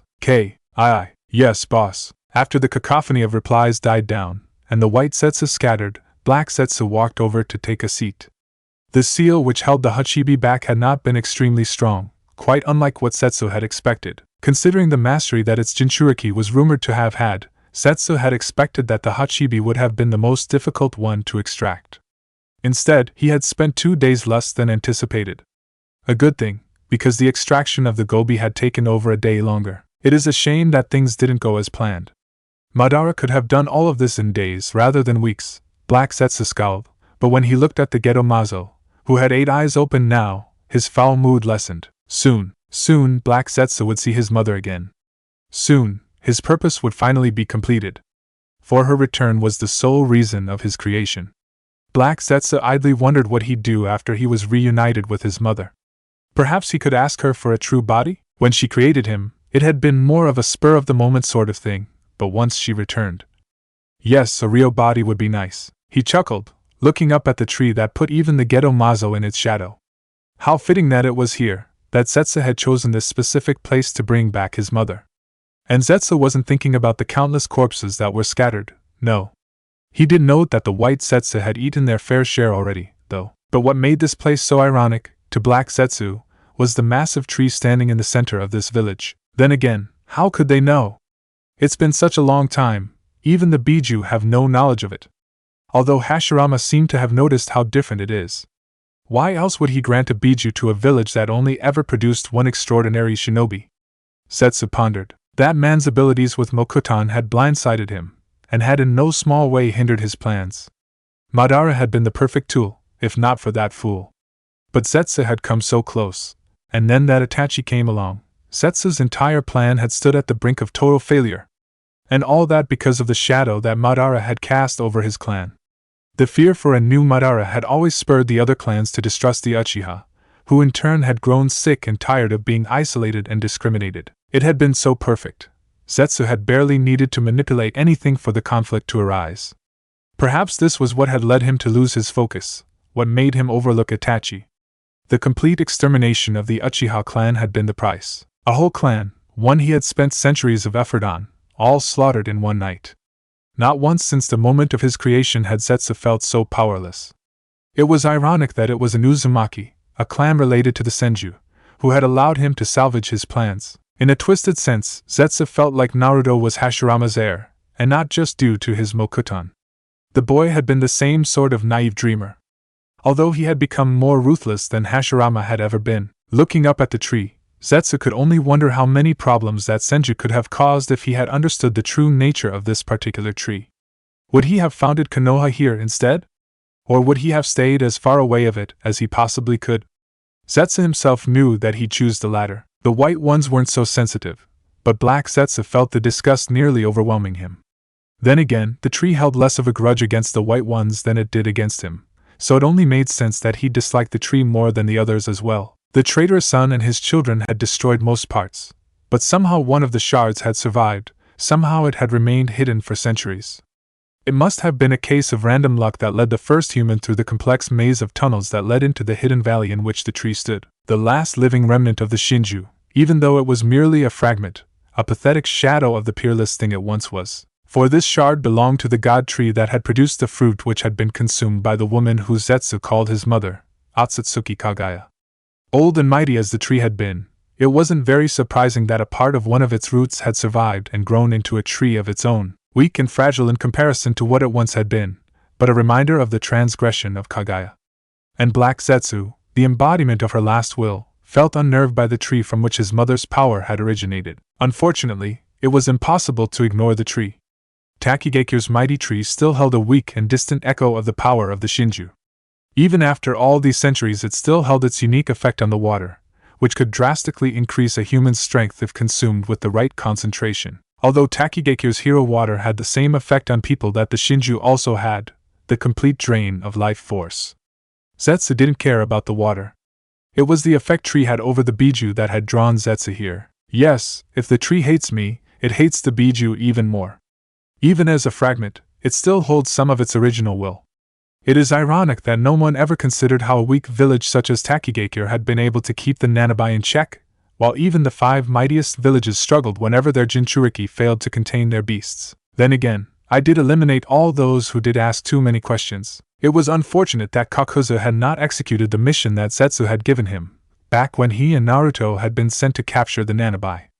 Zetsu had expected the man to slaughter Takigaku, down to the last infant. It was slightly annoying that Zetsu had been forced to use Naruto's power to do that. Mokuton did grant the perfect ability to dispose of large numbers of weak opponents, though. Those that are approaching aren't weak, Zetsu scowled. Jonin and the stronger Chunin, those had been sent towards Takigaku. I wonder why Jiraiya hasn't shown up yet. I am sure it was one of his toads that I sensed last week. It is unfortunate that he didn't decide to attack me on his own. Disposing of him, while there are a few dozen Jonin around him, would force me to waste too much time, Zetsu sighed. There was little time to waste. It wasn't ideal, but Mother would understand. If he waited for all of the Kyuubi's chakra to be drained from the seal, the Jubi would not be ready by the time which Jiraiya and the others attacked. And without the Kyuubi, the Geto Mazo was rather fragile right now. 8 Biju resided in the husk now, but without the last and mightiest of them, the amalgamated chakra would remain highly unstable. I'm not going to collect all 8 again. This time I will succeed. Ugh. Why did that accursed woman have to destroy Madara's corpse? Black Zetsu swore that he would make Conan suffer for the sheer amount of annoyance she had caused him. Isn't there more I can do? I haven't seen you perfecting that move, so why would you want to learn something new? But it doesn't even have a thing to do with my abilities. What happened to the times when students still had faith in their teachers? He sighed exaggeratedly. Poor old me, I tried to teach you a jutsu that only one person in the world still knows, and still you doubt me. Why, if you hadn't been such a cute girl, I would have refused to keep teaching you. This is not the time for these antics, Jiraiya-sensei, the orange-haired girl said that latter with such contempt that Jiraiya snickered. You're my godson's fiancé, right? I guess you'll need to be a bit of a hard-ass if you want to live together with that kid. Jiraiya's smile never really reached his eyes. You disapprove? What? Of you? Why would I? He asked in genuine surprise. Sure, I would have liked to get to know you a little better, but I haven't really gotten much of a chance to get to know Naruto either. I might be his godfather in name, but I haven't been allowed to stay as close as I wanted. What's that supposed to mean? Ajisai frowned. Why wouldn't you be allowed to stay near your godson? Because of his parents, Jiraiya sighed. He was raised as an orphan, with his parentage been kept a secret, but Naruto is the son of Uzumaki Kushina and Namikaze Minato. The latter was also known as the Yondaime Hokage, although I might add that Iwagakure knew my old student under different names, considering the large number of their shinobi who have perished at his hands. As Minato's teacher, I was told to keep my distance from Naruto, so that no one would discover the secret behind Naruto's lineage. Or Naruto-kun would have gotten countless enemies because of his parents? Exactly, Jiraiya nodded sadly. Konoha was in chaos because the Kyuubi had just attacked the village, so no one really paid too much attention to one little baby boy. Minato had already kept Kushina's pregnancy a secret, both because of his enemies, but also because Kushina had been the previous Jinchuriki of the Kyuubi. Pregnancy is a risk to female Jinchuriki, as their seal weakens. So, everything happens because her seal failed? I do not know, no one does, Jiraiya grimaced. Minato was a master at Fuinjutsu, and I can't imagine that he made a mistake. Hell, I was so confident in that everything would go well, that I was out of the village and on a mission when everything went wrong. When I got back they had already decided to keep Naruto's true identity a secret. With his blonde hair, they put him in the care of the Yamanaka clan, which is known for that hair color. Still, those who were close to Minato and Kushina had to keep a distance to keep Naruto's cover perfect. But couldn't you have? There must have been a way for you to do what? To meet him once in a while? Jiraiya shook his head. No, Naruto was an impulsive little brat, who spoke before he put his brains to action. The risk of exposure was too great. So you tell me, would you put your personal interests first, or would you put Naruto first? I'd put Naruto-kun first, Ajisai frowned. Whenever I was in Konoha, I snuck into the Yamanaka compound and watched how he was doing. And when he was a genin, I slowly introduced myself, with the idea of taking him in as my apprentice once he was ready. Unfortunately, he disappeared before it came to that. Yamanaka compound? So Naruto-kun grew up with Ino? Ajisai wondered. Ino spoke of him as if she knew him extremely well, but never really told how they met or anything. It's too painful for her to talk about it, I suppose. Those two were practically inseparable, the Toad Sage chuckled. Even when they were toddlers, she was already bossing him around. Although Naruto had an excellent skill at getting under her skin and somehow escaped without incurring her wrath as well. Unfortunately for her, things went differently. As you are well aware of, he smiled at Ajisai. I guess I should at least have expected as much from my godson, but nevertheless I'm proud that the kid has such a good taste. Now I see why Ino warned me about your perverted nature. Ajisai looked at the Sennin with a deadpan expression that made the old man only laugh harder. But how do you feel about him, girlie? How far are you willing to go for him? I love Naruto-kun, Ajisai huffed, as if that explained everything. I've heard many people talk about love, yet still back away when they needed to jump to the defense of those they loved. I'll do whatever it takes to free Naruto-kun. After that, we'll have to see what happens after that. You want to jump to marriage right away? Jiraiya teased successfully as well, considering the blush that crept over the orange-haired girl's face. You've got my blessing, girlie. I wondered how you'd deal with everything that has happened to you, but I guess Naruto chose more wisely than I did, because you're strong. Not strong enough. Ha, I'm not talking about combat ability. Your mind, Ajisai, that's what makes you truly strong. Without willpower, no shinobi would ever be truly strong. A willingness to sacrifice yourself for the sake of something greater, for instance, or the willingness to rise above yourself. There are many forms of willpower. That's idealistic, Ajisai muttered, being more of a realist herself. But no matter how badly I want it, I need more power if I want to free Naruto-kun. Why aren't you training me? You promised me that you'd make me strong enough to do it. Naruto means more to me than you know, Jiraiya sighed. Trust me when I say that I want you to be strong enough to free the kid. There is nothing I want more than that. Was he playing with her? All he did was show her a set of 3 chakra control exercises, which resulted in the spiraling sphere of chakra which she now held in her hand, while he was busy writing and reading. Oh, and he had her practice with the Preta path, whenever she became too exhausted to continue with the Rasengan. Reversing the flow, however, seemed a rather pointless exercise to her. She asked, but he kept writing. Worse, he refused to explain why the stuff he was writing was so important. He had promised her to make her just as strong as Naruto was, but even though this Rasengan jutsu was rather destructive, it wasn't even nearly enough to close the gap in power between her and Naruto. And yet Jiraiya persisted that the Rasengan was pivotal for the later stages of her training. Except that, you are aware that there is only one day until Konan-sama reaches Takigakure, right? We'll need to leave soon, even if the toad you sent with Konan-sama will transport us there. I know we're running out of time. But it doesn't mean that I won't be selfish enough to stall this a few hours more, sorry.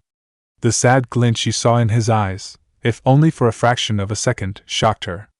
She had wanted to protest, to force him to teach her something, but that look in his eyes stopped her from doing such. That did not mean she didn't grumble in annoyance, as she walked back to the little clearing which now served as her training field. She had pretty much destroyed the areas where she had trained previously too many Rasengan, but this one was still relatively unscathed. A sign of proper chakra control, Jiraiya had called it. Hey, Kurama? Yes? The fox sighed. After all these centuries, I wonder, do you think mankind is evil? Evil is a human concept. It is futile to think about it, is it? Naruto frowned. Now that I'm about to die, I wonder. You wonder whether you are good or evil? The QB chuckled.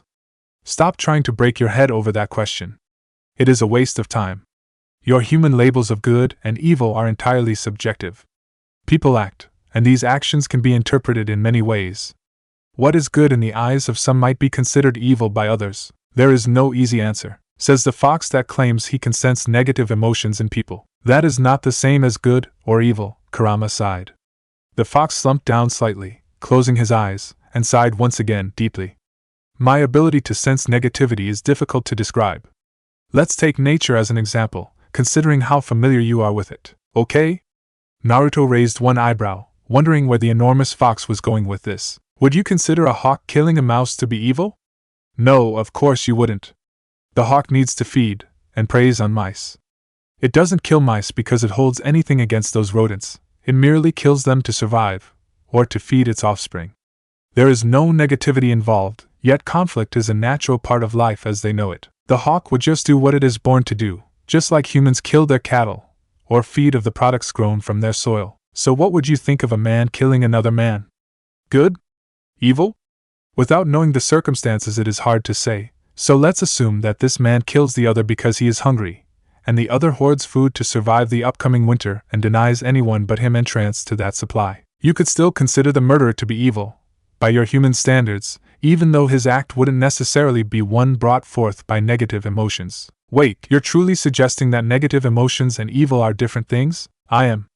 The act itself could be one out of an urge for survival, similar to that of the hawk example earlier.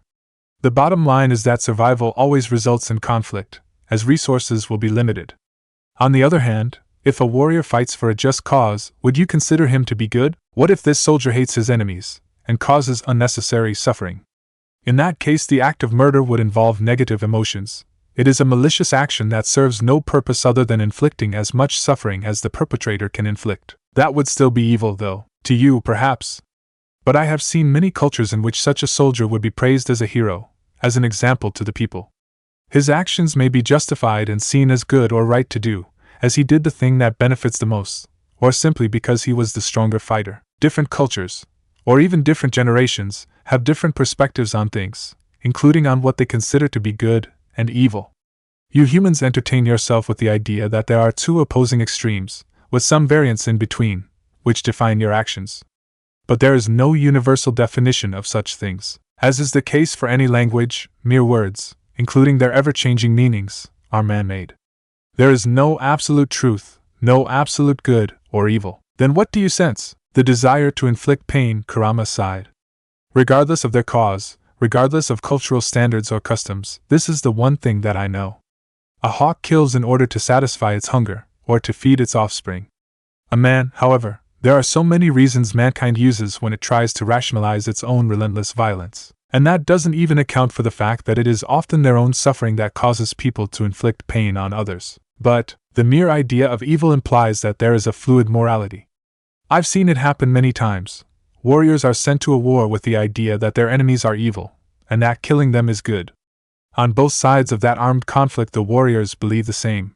Tell me, who is good, and who is evil? I told you that there is no easy answer. You humans try to define and categorize things as if everything acts according to some kind of universal law, while reality shows you something wholly different. The irony is that you often squabble over the differences, eventually resorting to violence in order to determine whose perception is right. Then peace. The absolute peace you dream of is something your kind cannot achieve. As said, conflict over limited resources will always remain. And beyond that, there will not be peace as long as humans keep deluding themselves and interpret reality through the filter of social constructs that you call morality. It should be obvious to you that reality cannot be twisted and bent to fit those wishes. Reality isn't shaped by social constructs.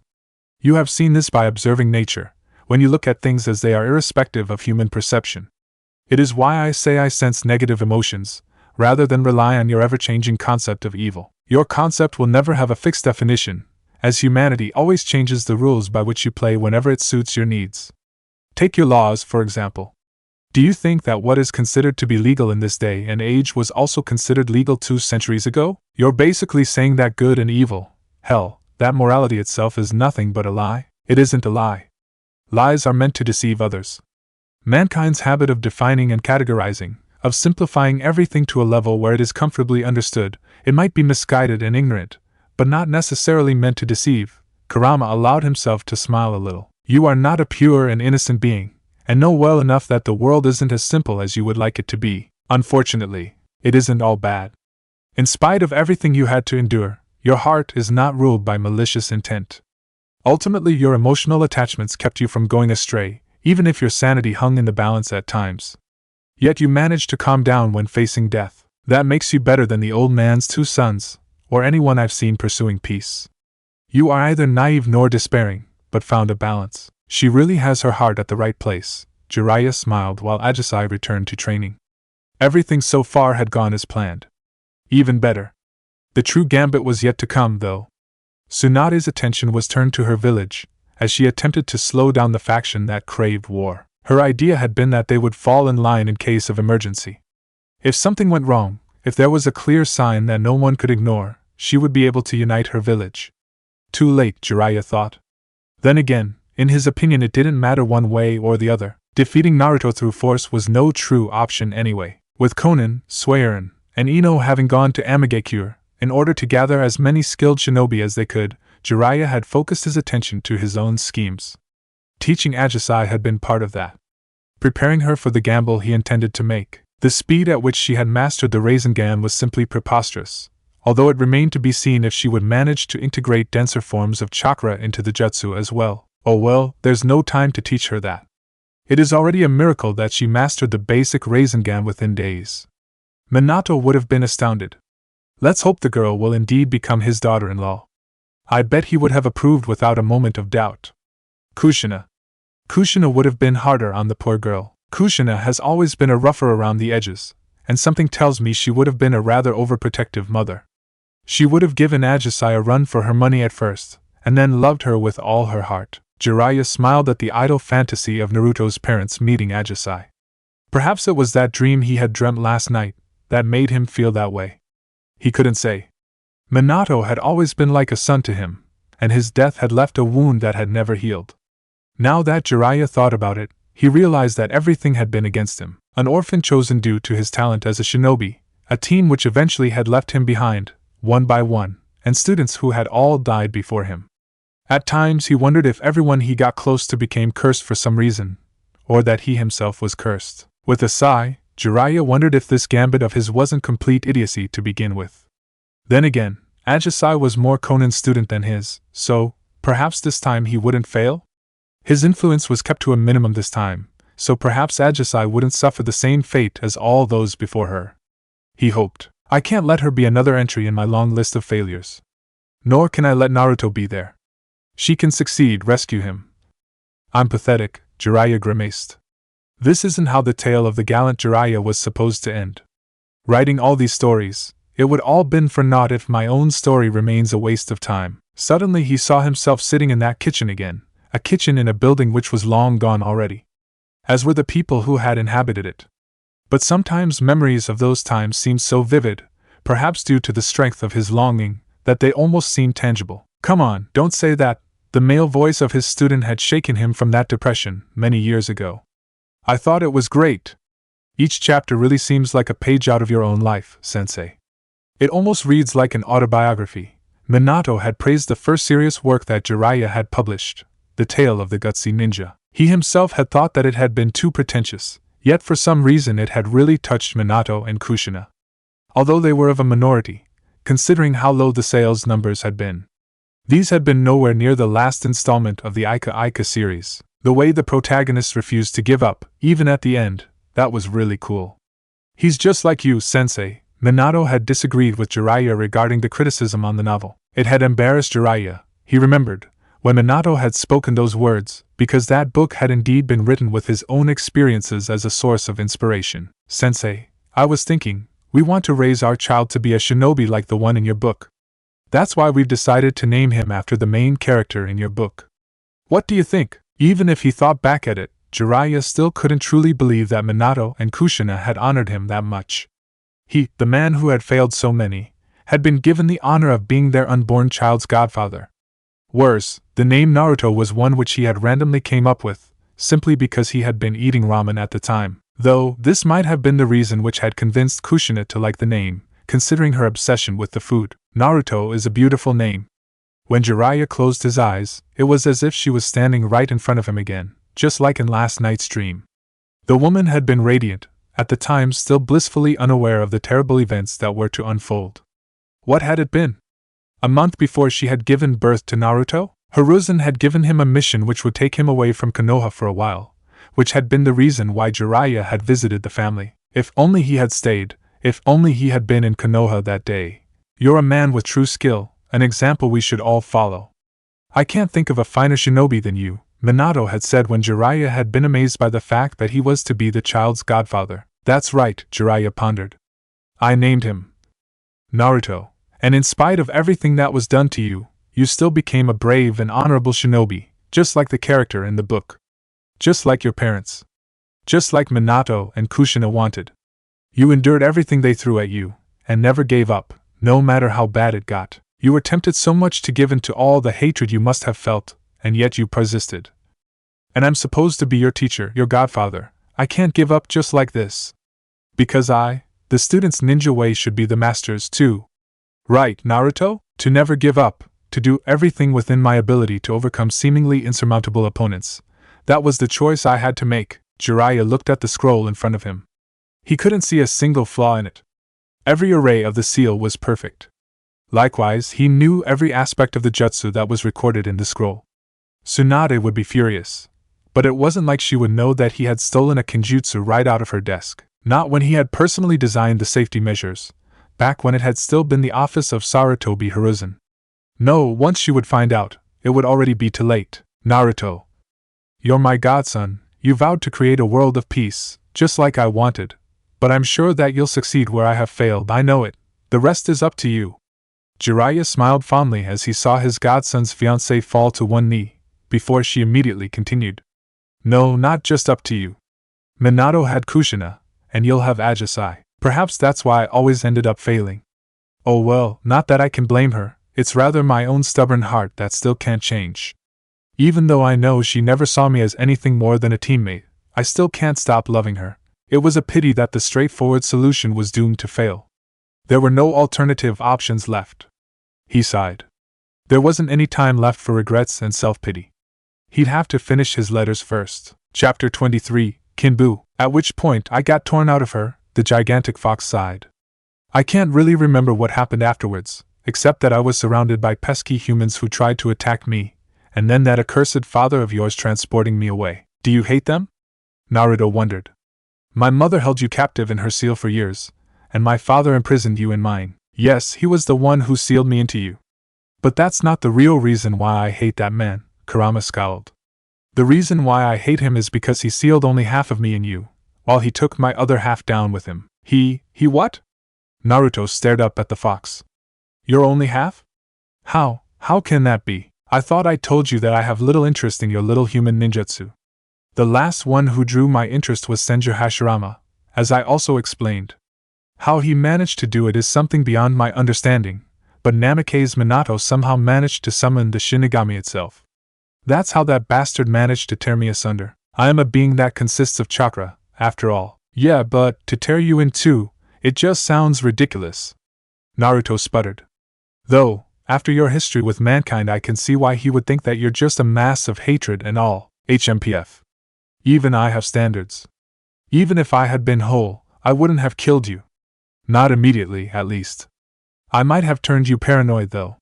It was fun when Mito thought that my ability to sense negative emotions was a gift of mine. It wasn't until she nearly lost her sanity and began to live as a recluse, distancing herself from all the negative emotions that surround your disgusting race, that she realized the bitter truth behind that ability.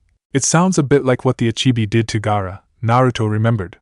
It hurt that he had been involved in the death of his friend, after having been involved in saving his soul earlier. It was one of the many things he never forgave Zetsu. Shikaku always had a bad habit of turning his Jinchuriki into insomniacs, until they reached the point that they enjoyed murdering everyone. A rather vulgar method. Then again, paranoia didn't really turn out to be as effective as I hoped, either, Kurama sighed. Uzumaki Mito still got old enough to reach the point of dying of old age, at which point she transferred me to your mother. And paranoia didn't really work on her. Why not? Naruto blinked. Was Kachan that strong? Fear and anger can be suppressed by other emotions. In her case, her love eliminated my chances of escape. A silence fell between man and beast, as both remained lost in thought for a while. Within this empty realm there was little else to do than talk about the history of mankind, of the Biju's view on humanity, of what Kurama knew about Minato and Kushina, and more. Naruto was surprised when he realized that their goals didn't conflict nearly as much as he would have expected. He had wanted peace, and Kurama wished to lessen the amount of negative emotions he felt in the world. Naruto had called the fox his friend and he meant it. The Biju were treated horribly, and Naruto agreed that mankind was rather foolish as it stumbled on in its violent ways. If not for Kurama's misfortune, Naruto would have felt little more than indifference about their impending end. As for him, it would only be a reunion with those he had already lost. Still, it would take a lot of time until Zetsu could completely unravel the seal. Or had they been miscalculating? Hey, Kurama, Naruto squinted with his eyes. Why is your left tail glowing like that? What's with this building? Ajisai frowned when she looked at the decrepit old ruin. A swirling symbol was still visible, but judging by the condition that the building was in, she couldn't imagine this was still the property of an existing clan. Then again, identifying clan symbols was a basic skill which any shinobi should have, as it was a fast way of identifying your opponent. If she hadn't seen this symbol before, she would have been quite sure that it was a dead clan. After all, Jiraiya wouldn't have taken her to this place without a good reason, not when the time to travel to Takigakure was drawing close. She was quite sure that he knew as well as she did that her strength was insufficient. It made her anxious, insecure the very idea that she had to face Naruto. Even with the Rinnegan, she knew that he was too far beyond her, way too far for just a short period of training to close the gap. And yet, Jiraiya did not panic. What did he know that she didn't? Follow me, Jiraiya spoke up calmly. Where are we? The bearer of the Rinnegan could see the remnants of barriers which still shielded the ruined building. They probably prevented people from detecting it too, if she had to guess. After all, why else would there be such a building so close to Konoha with no one having claimed it yet? She couldn't recall seeing any other ruins while traveling past the borders of the village, at least. This is a building that belongs to the Uzumaki clan. Uzumaki? Ajisai frowned. Is this Naruto-clan's home? No, Jiraiya chuckled. Thank the heavens he didn't know about this place. There wouldn't have been anything preventing him from entering it. Had he been aware of its existence, that would have been disastrous. Why, you'll see. The two entered, with Jiraiya having to bend over in order to get through the half-collapsed doorway. Ajisai, being smaller, had fewer troubles. While not squeamish about these sorts of things, she wasn't too happy with all the cobwebs that decorated the interior of the old building, making her move with care in order to keep her orange hair free of spiders. Jiraiya, in front of her, was faring much worse. He sneezed, and apparently that was the point where he got fed up with all the webs and dusts. Muttering a jutsu, a gentle gust of wind blew through the building. It dislodged a few planks, but it was soft enough to avoid any more damage. I usually use that jutsu against skirts, Jiraiya grinned, obviously proud of the perverted usage of that futon jutsu. He wasn't fazed by the deadpan he got as an answer. What are those masks? Ajisai wondered, as she looked around in the main hall of the building. They were radiating with different sorts of energy, and most of them seemed far too ominous for her to even want to get near to them. Ah, I take it your Rinnegan can see some of the seals that are behind the masks? The man tilted his head in mild surprise. So it enables you to understand seals to some extent too? Shame. I could have taught you some interesting tricks if I had known. Oh well, it's too late for that now. Not that we really had the time, though. Wondering what he meant, Ajisai took another look at the masks. It wasn't like she could see any seals on them, rather more like there was some strange sort of intent that she could discern from them, as if she could see why they had been made. Are you willing to rescue Naruto, no matter what? Jiraiya asked her seriously. Of course I am, Ajisai frowned. I told you that I would free Naruto-kun, no matter the cost. I know it must sound weird, coming from an old fart such as me, but hearing that makes me prouder than I could possibly tell you, Jiraiya smiled, closing his eyes. He had resigned himself to his fate. There were no easy ways to defeat Zetsu, not while the Gedo Mazo was nearby. In a worst-case scenario, Zetsu could even let the statue swallow Naruto's body whole in order to let it consume the Kyuubi. Fighting Naruto head-on was no real option either, not when Naruto had defeated Nagato. No, the direct way would lead to failure. To reach victory, to free Naruto, and stop the Kyuubi from being spawned again, different measures were needed. I knew Minato and Kushina well, and I know they would feel the same way I do. They would have loved you as their daughter, Jiraiya continued. I suppose I should see you as my goddaughter. Of course, you'd first need to free Naruto in order to marry him. Jiraiya-sama, what are you? Here, he abruptly handed her the large scroll he wore on his back. You'll find everything there. I've added descriptions next to the relevant storage seals, by the way. I've left a few letters in the scroll, and I'd like to ask you to hand them to the people they are addressed to. Some are things that need to be handed over to old contacts that I owe something. Other documents contain information that might be critical, and of course there are a few personal messages. I suppose I should warn you to be careful when you give the one I wrote to Tsunade. She has a rather nasty temper. Why can't you do that yourself? Ajisai froze up. The logical part of her mind had reached the inevitable conclusion, but she didn't want to accept that. Victories are reached in various ways, Ajisai. Apart from the letters, everything else in the scroll is my gift to you and Naruto. Jiraiya walked towards the wall where the masks hung. First, I need the mask of the Shinigami. He grabbed a particularly evil-looking mask. This is one of the forbidden jutsu that the Uzumaki clan kept from the world, and not without good reasons. These masks are Naruto's property, so let him deal with them after the war ends. But always keep in mind that their usage comes at a price, even if the rewards are equally great. Destroying them might actually be the best option. With wide eyes, Ajisai watched as Jiraiya put the mask of the Shinigami on his face. The Shinigami of the Shiki Fujin had to possess Jiraiya's living body to make it come to the mortal plane.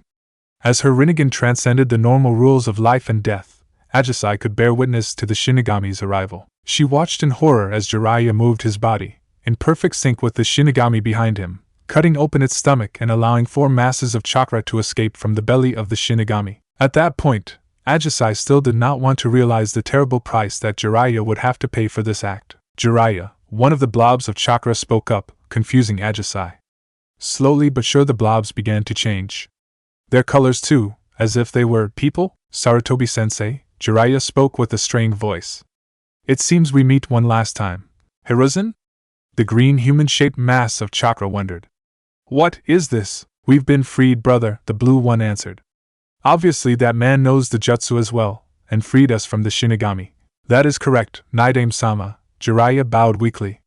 I wish I had more time to speak with you or the Shodai, but alas, time has become even more valuable than it already was. Why did you do this, sensei?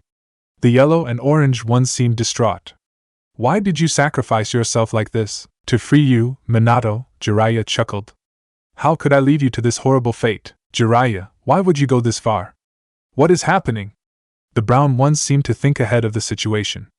Of the 4, this one was the smallest. As time passed, each form became more distinct, until Ajisai saw 4 men standing in front of Jiraiya, 4 men that were well known, as they each were a vital part of the history of the shinobi villages. Akatsuki has taken Naruto, and they intend to use him to revive the Jubi. Jiraiya held up his hands when the 4 past Hokage all asked their questions. There is no time for questions, I'm sorry. In short, Naruto was taken, both for the Kyubi which is sealed within him, and the Mokuton Kekkei Genkai that will likely enable him to control the Jubi to some extent. In order to free Naruto, I will need the other half of the Kyubi, Minato. I sealed it because it was too powerful. The apparition of Namikaze Minato hesitated. I thought, for Naruto to be able to control it, the Kyubi's power would need to be cut in 2, or else he would suffer the same fate as Kushina did. I've heard that they've become friends, somehow. Jiraiya simply smiled as he left the 4 men stunned once again, not that anyone could see that, considering how he still wore the demonic mask through which he had summoned the Shinigami. As unlikely as it sounds, the Kyubi is the only one who can overpower the restraints they've placed on Naruto. So you've been planning to use that girl? The Naidame nodded at Ajisai. I won't survive this jutsu, Jiraiya shrugged. And Ajisai was always the most logical option, both when looking at her motivation and in terms of her combat ability. She is the strongest choice. Her eyes, Sarutobi Hiruzen stepped towards Ajisai. Have you found another child with the Rinnegan? Those are transplants, Hashirama somehow knew or sensed. Saru, is this another one of your students? He pointed at Jiraiya. He is, the oldest looking of the 4 nodded. Although he is nothing like Orochimaru. But, it is obvious that his intentions are completely different from your other student, Saru. So I think that it would be better to leave him be. His time is running out, after all. If I had another choice, I would have taken it, Jiraiya agreed with the first Hokage. I've prepared the seal. He rolled out the scroll on which he had drawn the seal that he had been working on for the past days. Minato, if you can pour the chakra of the Kyubi in here, and Ajisai, can you hold your right hand onto this circular seal? What are we doing?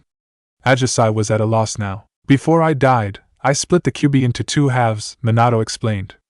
I sealed one half into my son, while the other is sealed within me. It would seem that Jiraiya-sama wants you to use that chakra in order to somehow free Naruto. With your Rinnegan, you should be able to subdue the Kyubi until you can transfer it to Naruto. There is even the chance that the prospect of reunion will be tempting enough for the fox to voluntarily aid you. This is why I had you practice on reversing the flow of your preta path. Rinnegan or not, this is a dangerous gamble, Jiraiya. I have faith, Jiraiya smiled proudly. She's my godson's fiancé, after all. Fiancé? Of your, fiancé? Naruto? Minato, ghost or not, stumbled in surprise. How did that happen? How old are you two now? Minato, this isn't the time for that talk, Jiraiya chuckled weakly. Please keep concentrating on the seal. Oh yes, of course, sensei, the Namikaze said sheepishly. But if I may ask, I met Naruto-kun while he stayed in Amigakure, Ajisai explained. I was assigned to be his attendant, aiding him while he trained. I admired him, not for his strength, but his personality. Still, he didn't really seem to understand people, and he saved me from a man who was chasing me, and after that I gathered the courage to, we got together, she blushed slightly. Sadly, we couldn't stay together, as he had a mission elsewhere. I died, was revived, and now I'm trying to free Naruto-kun from Zetsu. Died, Minato muttered, flabbergasted by the amount of bizarre news. He had last seen his boy when Naruto had been a baby, and now that he returned for this short amount of time, he found out that Naruto was engaged to a girl who had died and somehow had been brought back to life. It seems you two have faced a lot of hardships. I hope you'll succeed in freeing him. I wish I could have seen my son. But I am happy that I have seen my future daughter, he smiled. When I finally see Kushina again, I'll at least have some good news to tell her as well. While Minato had been feeding the Kyuubi's chakra into the seal, and the seal began to spread over Ajisai's right arm, the three remaining Hokage had been standing behind Minato. Each held a hand on his back, feeding him what little residual chakra they had, extending his stay. Hiruzen had been the first to begin to fade, forcing him to say a sad farewell to his student. Jiraiya had bought their freedom, but at a terrible price. Tobirama was soon to follow, and eventually even the mighty Hashirama ran out of energy. The Rinnegan is a thing of legends. It grants the power to shape the world into the wielder's vision, or destroy it. Your eyes. I recognize them. They have been changed completely, but they still possess shards of chakra from my old friend. Those eyes belong to Uchiha Madara. His wishes were not to the benefit of this world, Ajisai, but whatever the origins, they are now yours. Use them wisely. I hope you can go where I failed, and bring peace to this torn world. Good luck, Hashirama bowed to Ajisai. And Jiraiya, I thank you for your sacrifice. Who knew the mighty Shodaime Hokage was so talkative? Jiraiya grunted, clearly reaching his limits now. Minato, are you almost done? If not for the restrictions imposed by the seal, I could have transferred it faster, sensei. I know, but I'm running out of time. Push. And Ajisai, brace yourself, Jiraiya warned. I made safeguards in the sealing array that guides the Kyuubi's chakra into the seal on your arm, in order to protect you from the massive flow of chakra. When those safeguards fail, it'll be uncomfortable. True to his word, Ajisai began to feel the pain soon after. The seal glowed an angry red, and her arm felt as if it was dipped into a pool of boiling water. Clenching her teeth, she willed herself not to let her suffering be heard. In front of a person who had already died, and one who was dying right now, she felt like her own pain was rather trifling. Whether it had been seconds or hours, Ajisai couldn't tell, but suddenly the influx of chakra stopped. It is done, Minato muttered sadly. Sensei, I'm sorry. If I had known that this. It is fine, Minato. This was the choice I had to make. Jiraiya took off the mask. Blood was trickling down from the corner of his mouth, smiling as the man which he saw as a son faded to the afterlife. I failed so many times, but this ending is a little better than what I thought I was capable of. I freed you, sensei, and the others. I gave Ajisai the means to free Naruto. It was a chance to atone for all my mistakes. I think this is a pretty honorable death. Yep, pretty darn honorable. Wait. Ajisai panicked. What am I supposed to do? You're not a Jinchuriki, not by the proper definition of the word. The seal is weak, but strong enough to isolate the Kyuubi until you reach Naruto. In this short amount of time, there won't be enough time for its chakra to merge with your body. So, transfer it. Once Naruto is stronger, he'll free himself. You can give him the means to overpower Zetsu. I believe in you, Ajisai. Ajisai wanted to protest, but she saw how the figure that hovered behind Jiraiya was dragged into the Shinigami. The lines that covered her arm twisted and twirled, until it resembled that swirl-like symbol of the Uzumaki clan. As if it solidified, Ajisai could sense the massive chakra that was pushed behind it settle down. It was odd that it didn't struggle against her. Slowly, Jiraiya's eyes closed, and his body moved forward. She could only stop him from toppling over, but by then she already knew. She knew why the Shinigami had disappeared.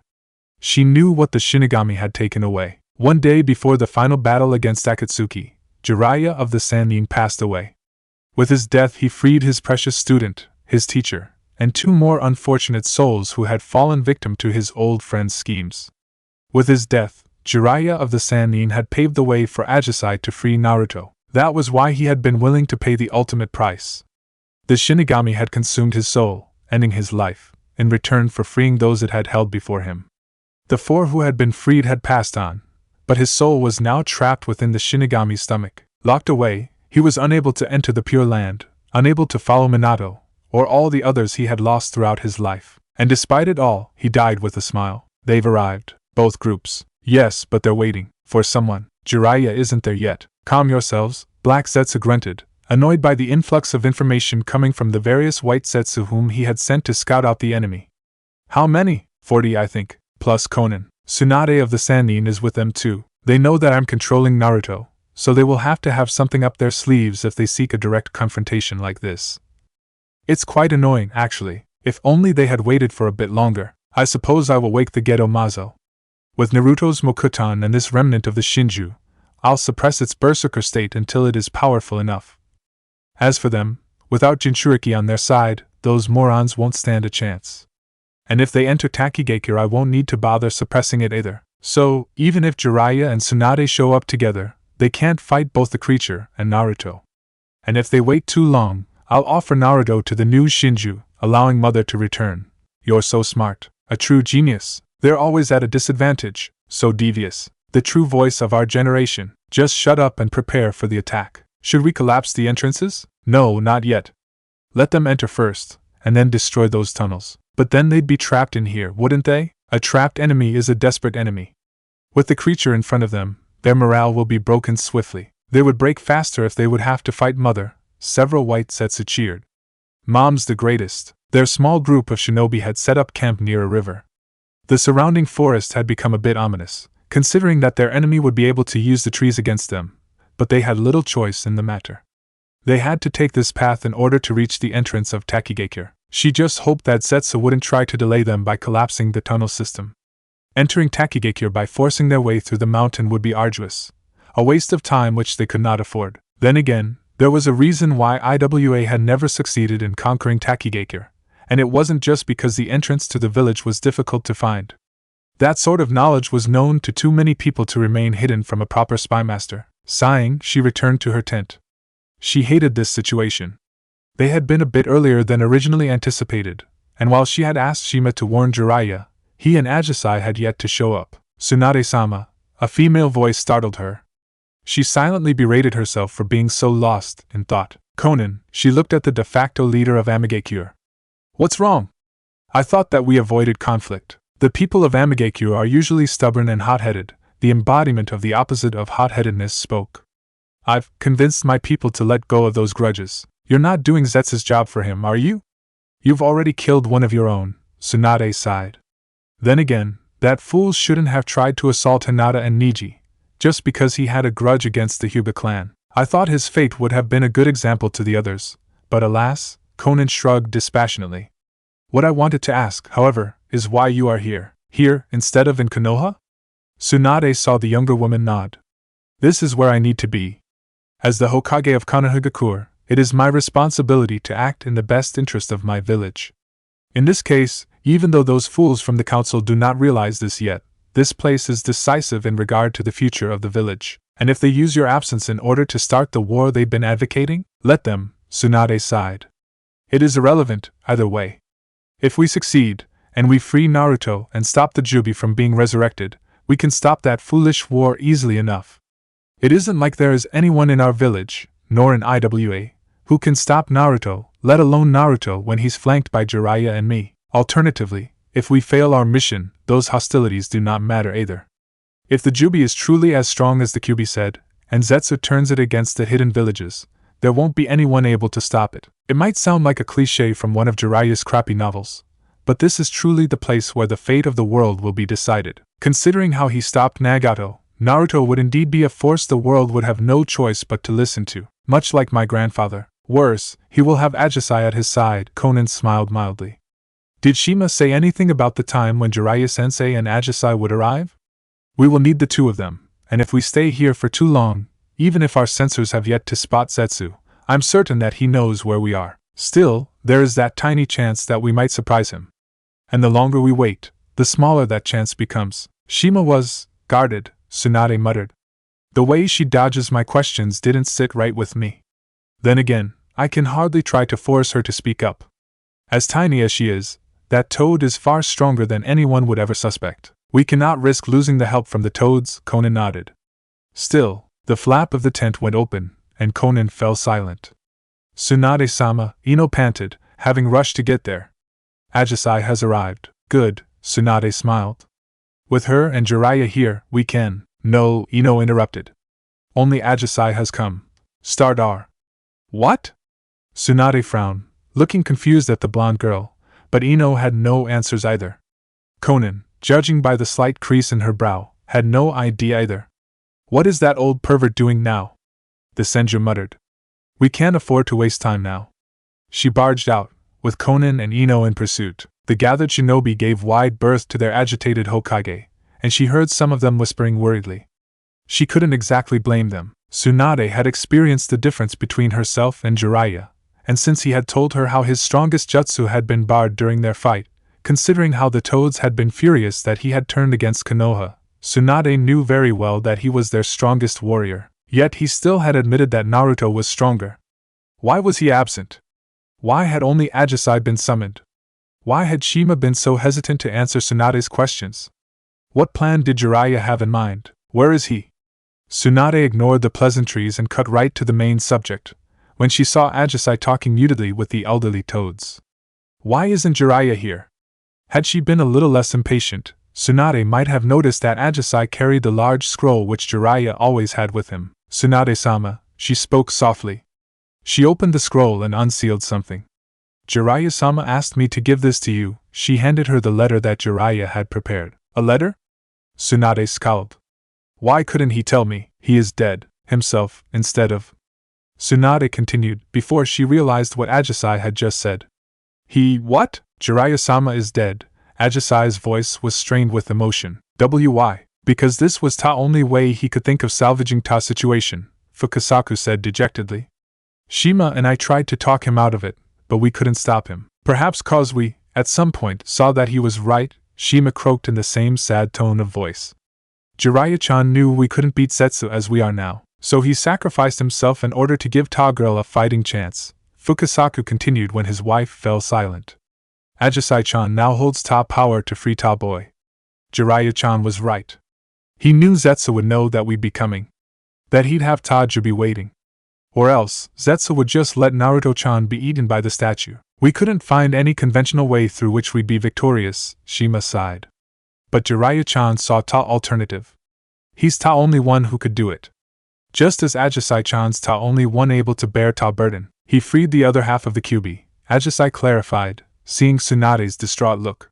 With its aid, my power can match that of Naruto-kun. With it, I will free Naruto-kun. But no, this cannot be. Whether she was Hokage or not, she couldn't care about appearances right now, she just let the tears flow. Tsunade had so many friends and loved ones already, and now, just after she and Jiraiya had come to terms again, he died? It is true, Jiraiya-chan used Ta same jutsu which Minato-chan used. He freed Minato's soul, and Ta part of Ta Kyuubi which Minato-chan sealed away, at Ta cost of his own life, Fukasaku sighed. Please read Ta letter, Tsunade-chan. We need to move to Ta attack now. Jiraiya-chan wouldn't want us to waste Ta chance he bought with his sacrifice. In a daze, Tsunade barely realized that Konan was the one who guided her back to her tent. She didn't notice the defeated looks in the eyes of the shinobi who had been present. She just sat down, and stared at the letter which Jiraiya had written. Tsunade, there are many things I wish to tell you, but unfortunately I will not be able to. I suppose you might even be angry enough, because of what I did, that you don't even read this. Still I want to tell you why I did it. The Shiki Fujin has been a kinjutsu from the Uzumaki, one that Minato knew due to Kushina. Even your grandmother Mito either did not know or refused to teach this jutsu. Perhaps Kushina wanted the same, but you know how convincing Minato could be when he felt like he had to be. Just as much as how he always prepared for the worst-case scenarios. True to his promise to Kushina, Minato kept that secret mostly a secret. Mostly, as it did end up in the scroll of forbidden jutsu. That is where Sarutobi-sensei learned it, as he used it against Orochimaru. That is also where I learned it, as I stole the scroll from your office not too long after sensei died. For the worst-case scenarios, I told myself. Although I'd be lying if I didn't say I did it to free Minato and sensei from the belly of the Shinigami. They didn't deserve such a fate. By comparison, my mistakes have been far worse. And unlike them, I have no one waiting for me in the afterlife. My mistakes, and let that be clear to you, are mine. I said I forgave you for what you said back then. When we thought that Naruto had died, we both lost hope, we were both devastated. We both lost too much to cope with another loss as bitter as that. We both said things we should not have. If I had not been so stupid, I would have gone back to you the day after, and talked it through. Instead I lost all hope and became a wanderer without any aim or direction, until I met Konan, who led me to Nagato. They gave me purpose again, as I wished to leave the world a better place for those after us. I wished for a world where broken people such as us would not exist, as the wars that scarred us wouldn't be prevalent in the coming generations, but in the end it was all just a mistake. Whether Nagato lied to me or if he deluded himself, it is irrelevant. I should have known better. Even if I had the best of intentions, I did the wrong things. The blame is mine, and it is my burden to atone for. That's why I resort to this jutsu. I will sacrifice myself so that Naruto may be free. I lay down my life, not only for Minato and Sarutobi-sensei, but for Naruto, for Ajisai, for you, for everyone. If everything goes as I have planned it, Ajisai has the other half of the Kyuubi trapped within a seal which she can easily release. All she needs to do is get into physical contact with Naruto, provided that his half of the Kyuubi wasn't already completely extracted from him. But within this time span, that should not be possible. At most Zetsu will have taken a portion, but not all of it.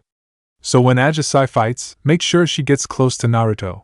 When the two halves of the Kyuubi reunite, Naruto should be powerful enough to free himself.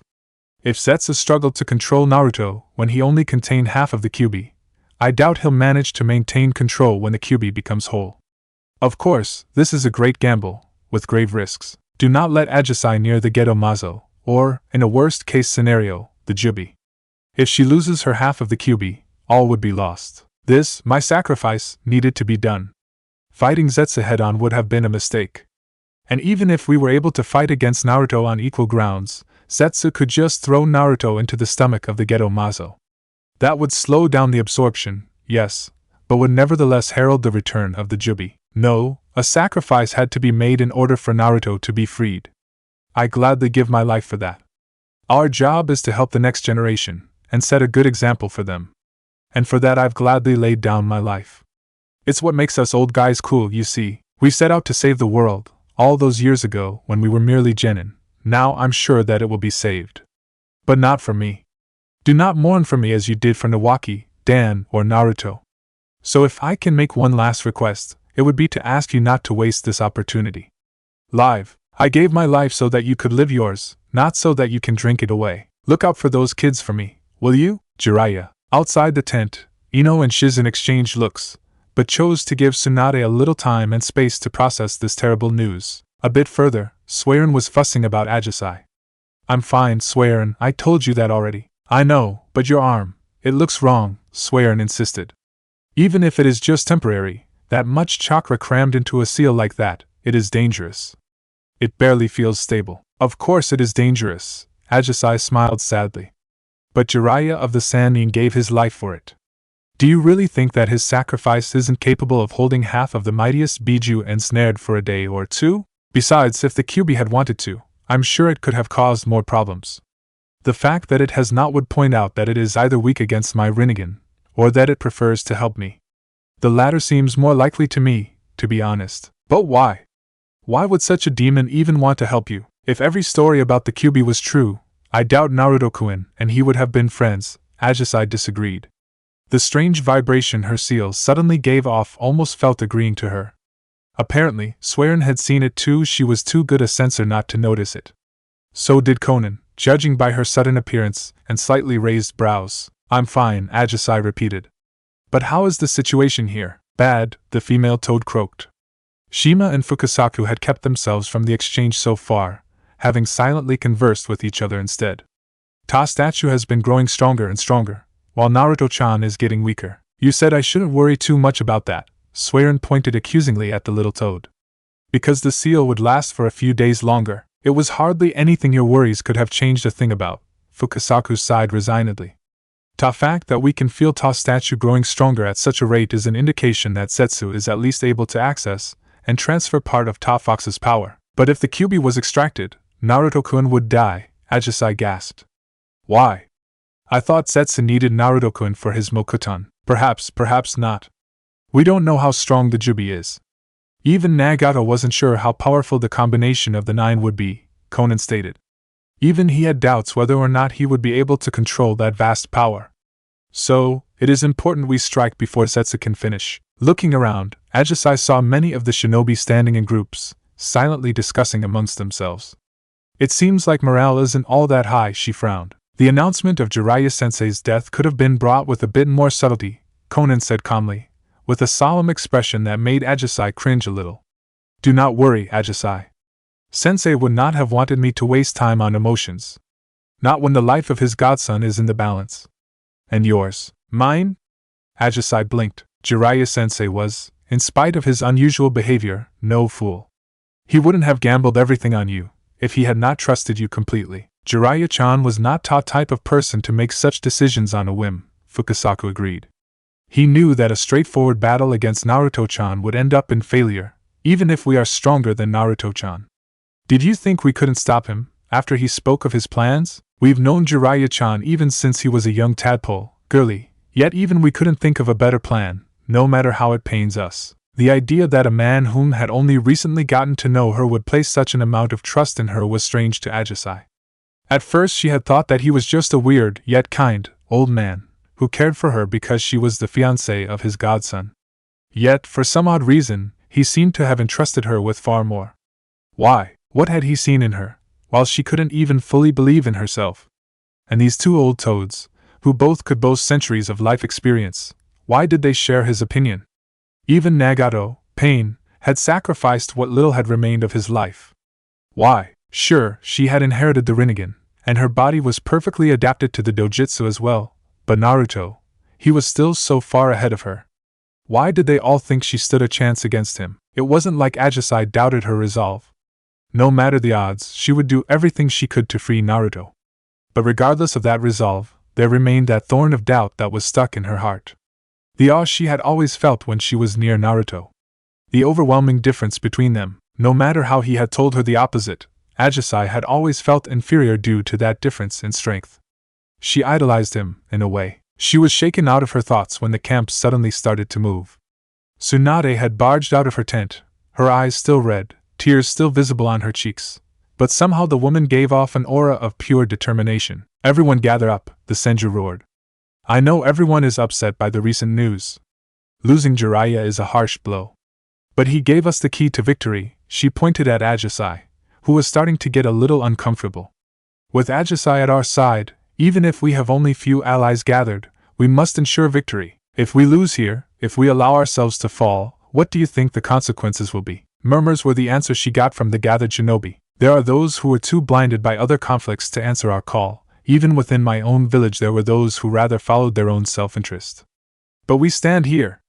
Tsunade continued, radiating a murderous intent that made everyone remember why she was one of the Sannin. Unlike those short-sighted idiots back home, we did not allow the enemy to fool us into the false belief that Akatsuki was defeated.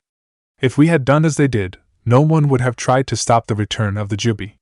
And if we do not stop this, both Konoha and Amagekyo will fall, just like every other hidden village. If we fail, if we hesitate, our world may be lost.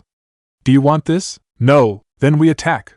For Jiraiya, for our villages, for our families, our friends, and for everyone and everything we love, we will be victorious. We must. Even if it takes the ultimate price, we cannot let this thing devour our world. The words of the infuriated Hokage were still ringing in her ears. While the others entered Takigakure the normal way, with Doton specialists ensuring that the tunnels wouldn't collapse on them, she and Conan had taken the alternative approach. Steep and high, the hollow mountain that hid Takigakure had an opening on top. For Conan, this wasn't much of a problem. She just separated into many sheets of paper, floating in the winds. For Ajisai, well, she already knew why Nagato had considered the Deva path as the strongest of the Rakuto no Jutsu, 6 paths technique. Altering her own gravitation came at the cost of some chakra, but floating, almost flying, through the skies gave her a feeling unlike any of the other jutsu that she had learned in these past weeks. A feeling of freedom, a feeling which almost negated the worry that controlled her thoughts. Of course, she could have just summoned the giant bird, and used that to enter Takigakure. But that was a method that was rather unsubtle. Zetsu travels by ground, and we know that Naruto is strongly connected to the earth and whatever grows on it, Conan had said when they had planned the assault. The sky is ours. It is unlikely that Zetsu would fall for it, but if we can get the element of surprise, we need to exploit whatever chance we can possibly get. As such, Tsunade and the gathered shinobi acted more or less as a distraction, while Conan and Ajisai attacked from the other direction. Don't get distracted, Ajisai-chan, the purple toad on her shoulder croaked. Shima and Fukasaku sat on one shoulder each.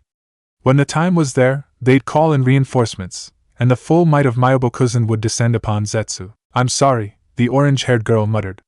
Worry about Swearin and Ino had distracted her from her flight for just a second. The short hesitation had made her flight a bit bumpy, which Shima didn't exactly appreciate. When she vehemently denied it, Ajisai had a suspicion that the female toad was afraid of heights. Or perhaps it was that they were flying, she couldn't say. The view beneath her was stunning. Past the highest peak of the rocky formation that hid Takigakure was a sight at the massive tree which put the entire village in its shadow. In fact, if one didn't know that it was hidden underneath the canopy, one could easily overlook the entire village even from this point of view. All that she could see were the green leaves of the tree, which blended perfectly with the trees atop the surrounding rock formation. Conan's papers fluttered in front of her, leading the way. She heard Shima warn her to stay away from the branches, to not disturb even a single leaf. They didn't want to alert Zetsu, in the unlikely case that he didn't already know that they were approaching. Carefully, Ajisai went lower and lower until... That's the thing we expected, Shima noted sadly. Your sensor friend noticed it too. But to see such a thing... I can never get used to such cruelty. Corpses were littered throughout a village that consisted of demolished, moldering, or still burning buildings. Trees had grown through the ruins, forming a sort of wall. Behind the wall, well, hello up there, Black Zetsu looked up. Still parasitizing on Naruto's body, the black creature covered half of the person who loved Ajisai. To think he gave Nagato's eyes to the very girl whose death led to his undoing. But do you think your little ragtag group of fools is going to change anything, Conan? We will stop you, Zetsu, Conan declared, white paper wings holding her steady within the air. We will free Naruto, and end this madness. Will you? Black Zetsu chuckled. I'm sorry to say, but it is too late for that. All of a sudden the chakra signature of the Geto Mazo, which had been growing at a steady rate during all this time, vanished. Literally vanished.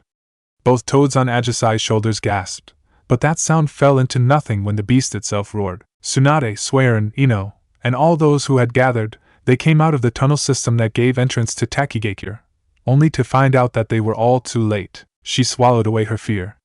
Now Ajisai knew that she had to see whether she had truly become able to fight Naruto as an equal, for all the others would have to struggle against the ten-tailed monster. The titanic creature roared with a deafening sound, announcing its return into the world. After all these centuries, the Jubi had returned. Chapter 24 Bloom. A few years ago, she would have thrown a tantrum over it, but right now it mattered little. Her clothes were soaked, her hair a mess, but it was all irrelevant. The accompanying ninja that had an affinity for Doton Jutsu were keeping the tunnel intact, but no one wanted to linger here longer than necessary. The idea of having a mountain collapsed on you was plenty of motivation for everyone to run as fast as they could past the waterfalls, through the water, along the tunnels, until they now reached their destination. Chakra was filling the air, and she could see Swearin next to her feeling very uncomfortable. Then, all of a sudden, that massive chakra signature disappeared at the moment they reached the end of the tunnel.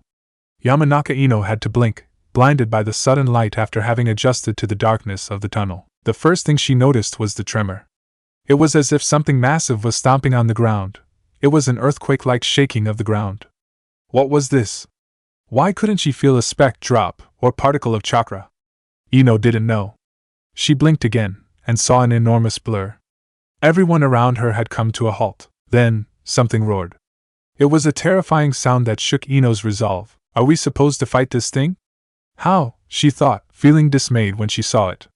The tree that put Takigakure in its shadow was nothing less than enormous, far taller than even the cannon that Naruto could create.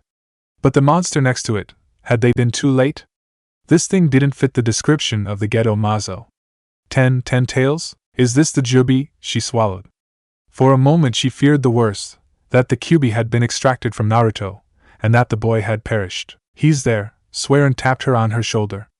Ino looked at the direction that Suiren had pointed, and yes, with a heavy heart, Ino recognized Naruto. His right half covered in a black substance, due to Zetsu's possession, but the other half was unmistakably Uzumaki Naruto even from this distance. Thank God he's still alive, Ino sighed, before she realized that their task had become even more daunting than it already was. She reviewed their plan. Konan was mostly useless against Naruto's Mokuton, a fact which she was well aware of. However, her abilities were perfect for eradicating the large numbers of white Zetsu that they had expected. Tsunade and a select group would aid Agisai in defeating Zetsu/Naruto, while the others would focus on the Geto Mazo, especially by keeping the statue away from Naruto, hoping to prevent the scenario where Naruto would be swallowed whole. Sadly, all those plans could be thrown aside now. The appearance of the Jubi meant that they had to focus on fighting that unknown entity, leaving Agisai mostly alone in her struggle against Zetsu/Naruto, though not completely alone, if Ino had a say in it. The Jubi howled and its single eye turned to the gathering of shinobi. It moved, but at that moment the mighty roots of the Takigakure's great tree shot up and bound the creature. For a moment, Ino had the foolish hope that Agisai had already succeeded in freeing Naruto. He did have his arm lifted, but it seemed that it was still Zetsu who was in control. Why he kept the Jubi tied like that was something Ino couldn't understand, but she could not really complain. Just when she stepped forward, intending to go to Naruto, the Jubi gave another deep and low roar. It struggled, in vain, to escape the tree's hold. Then its skin just seemed to bubble. A host of smaller creatures, some as large as a human being, others still tall as a building, spawned from the Jubi's skin. Shit, the route towards Naruto and Agisai was cut off by a legion of the Jubi's spawn. Well, that's our cue, Fukasaku hopped off of Agisai's shoulder. Let's get this war started. You go, Pa, I'll hand Agisai-chan a bit of chakra before I join ya, Shima croaked. Not too much, though. I'm not going to turn her into stone, you daft old fool, Shima snapped. Go! Bunta and Ta others need to be here. My summons will aid you, Agisai declared. Animal Path, Kuchios no Jutsu. She poured in a large amount of chakra. Not as much as a neutral observer would expect her to, though. No, unlike the regular summoning jutsu, the Rinnegan's animal path was far more efficient. When all was said and done, it took only a fraction of the amount of chakra, in comparison to the cruder forms of summoning which normal shinobi used. Still, it took a fair amount of chakra to summon a panda, an ox, a rhinoceros, a centipede, a chameleon, and a multi-headed dog all at once. Especially when considering that each of these creatures was strong enough to battle the boss summon of the Toad clan. For a moment, Agisai considered keeping the chimera-like chameleon back to use it against Naruto, but she knew it was pointless. The creature could offer invisibility against most enemies, but Naruto, due to his link to nature, would surely be able to sense it. And through him, Zetsu would spot it as well. While Gamma Bunta, Gamma Hero, and Gammakin leapt over Zetsu/Naruto, Agisai's summons simply barged past him. To her annoyance, Zetsu seemed more amused than worried. Even though the ensemble of giant animals tore right into the army of the Jubi, there seemed to be nothing but a gleeful smile on the right side of Naruto's face. The left eye, Naruto's own, just stared at her dully and lifelessly. That blue eye, it completely lacked the vibrancy which it normally radiated. It hurt Agisai more than she wanted to admit. The knowledge that she had died, that she had been turned into a puppet, one that had been turned against her lover, she knew that it was true. She knew it, and had accepted it, she thought. Seeing Naruto for real, seeing how he was controlled by Zetsu, seeing how he was enslaved, it was something that no knowledge could have prepared her against. Her head had already accepted it, but her heart had been slower on the uptake. Ironically, the thing was beating wildly at the moment. You're awfully calm, Zetsu, Konan remarked. Even though your control over the Jubi isn't exactly perfect. Of course it isn't. After all, it hasn't reached its full power yet, Black Zetsu smirked. A hungry beast is always difficult to restrain. Although such problems are temporary, I assure you. Why are you doing this? Ajisai blurted out. Why would you do this to Naruto-kun? We all have people we hold dear, don't we? But for now, I think I will have to thank you, girl. With Nagato dead, and Conan interfering before I could take his eyes, I thought I had lost the Rinnegan. And here you brought them back to me. Perfect. Zetsu didn't waste a second. Roots shot up from the ground the moment he stomped on the ground the moment he made Naruto stomp on the ground. Shinra Tensei, Ajisai hissed.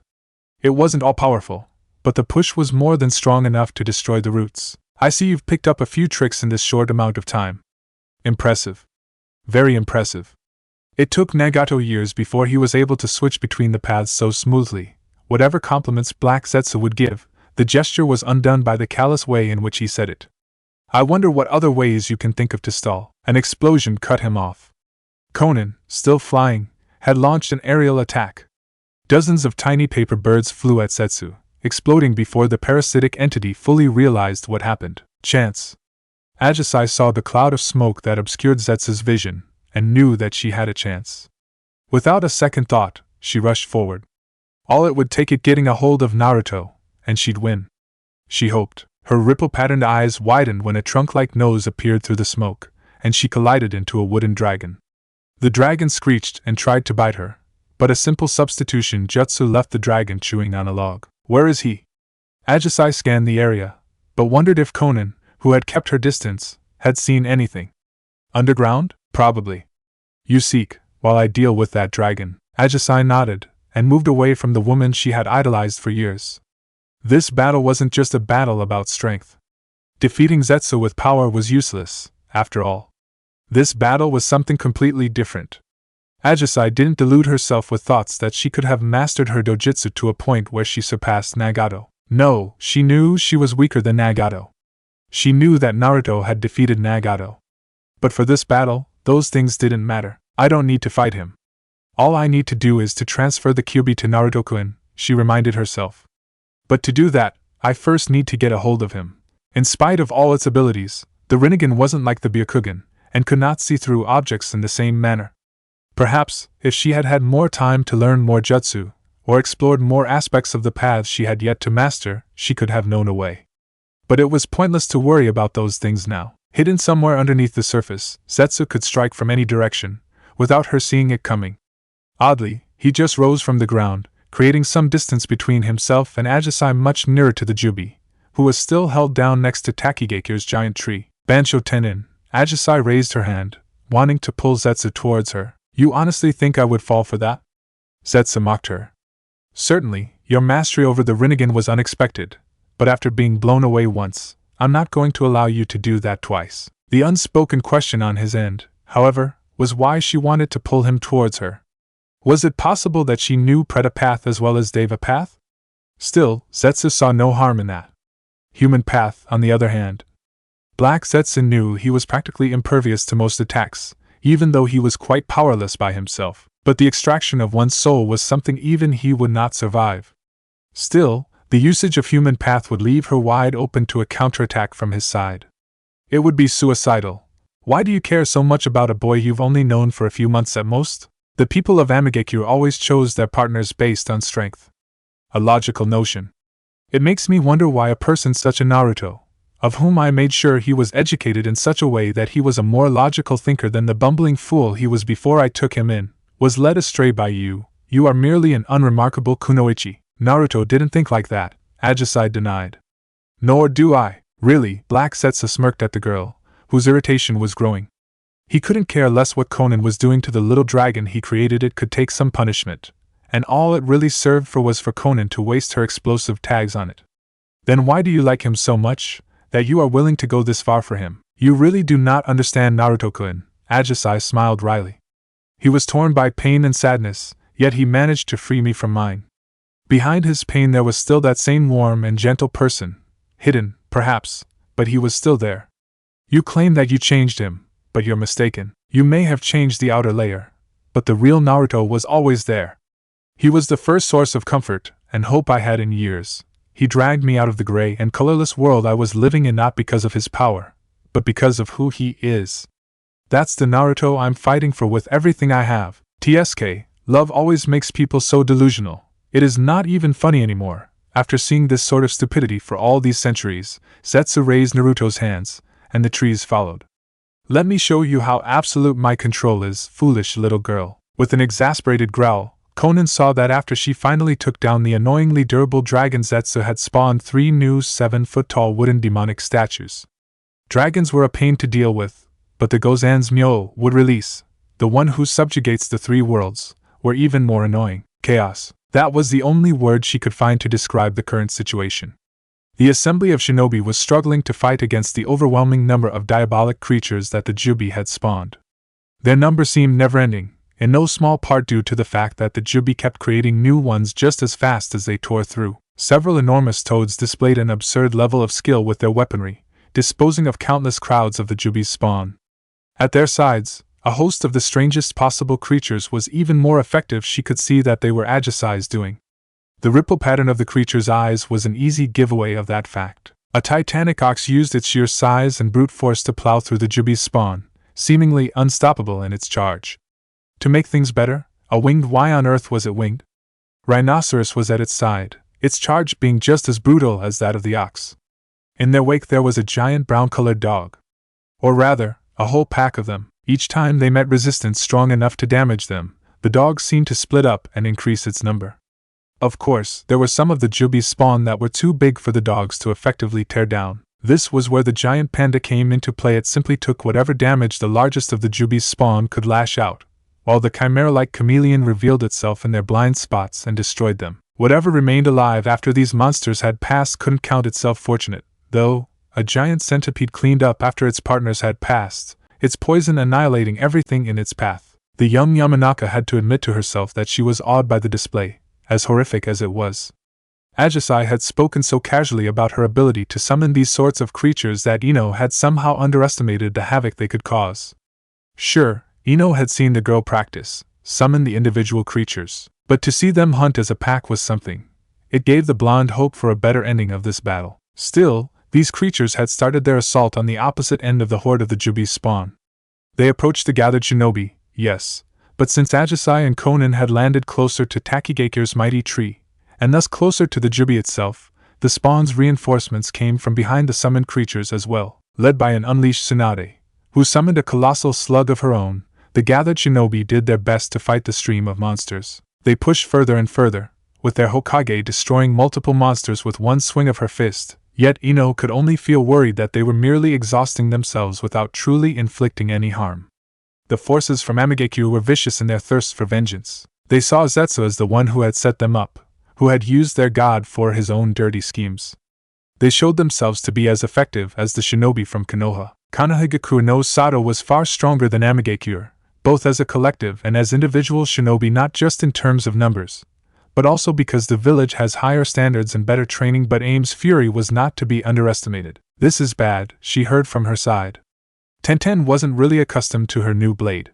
Saint John provided her with a bounty of chakra, and was even willing to rejuvenate Tenten's friends.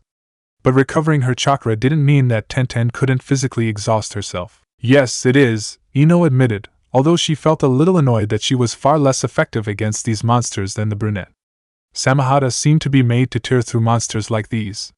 It almost made her wonder just how old the weapon was fighting this monster its original purpose. The Yamanaka turned, looking at the blue-haired girl who stood next to her. We're not going to get through this in time, are we? A worried frown accompanied by silence was the answer she got. Hinata, we need to do something. I know, but I can't see a way through, Hinata muttered dejectedly. Perhaps Niji-Nizen might. That's bullshit, and you know it. Your eyesight goes further than Niji's. Ino wasn't willing to waste any time on pleasantries.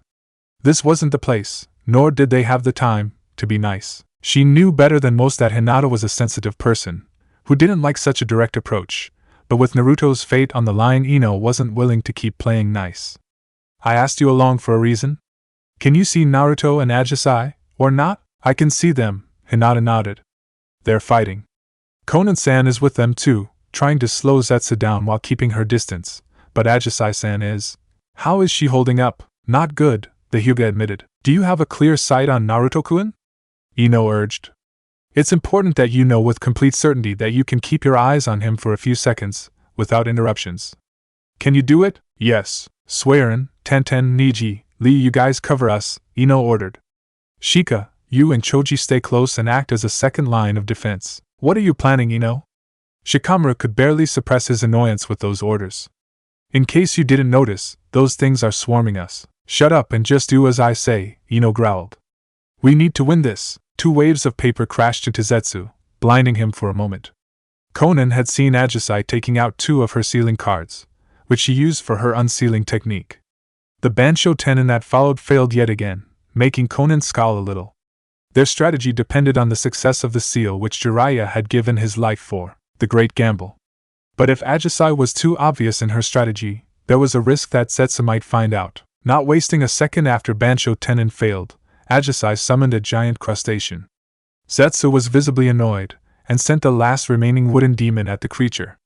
Its poisonous claws struck the crustacean, but lacked the power to pierce its reddish shell. By contrast, the crab-like pincers of the crustacean made short work of the demonic automaton courtesy of Konan's many explosive tags weakening it. Rag!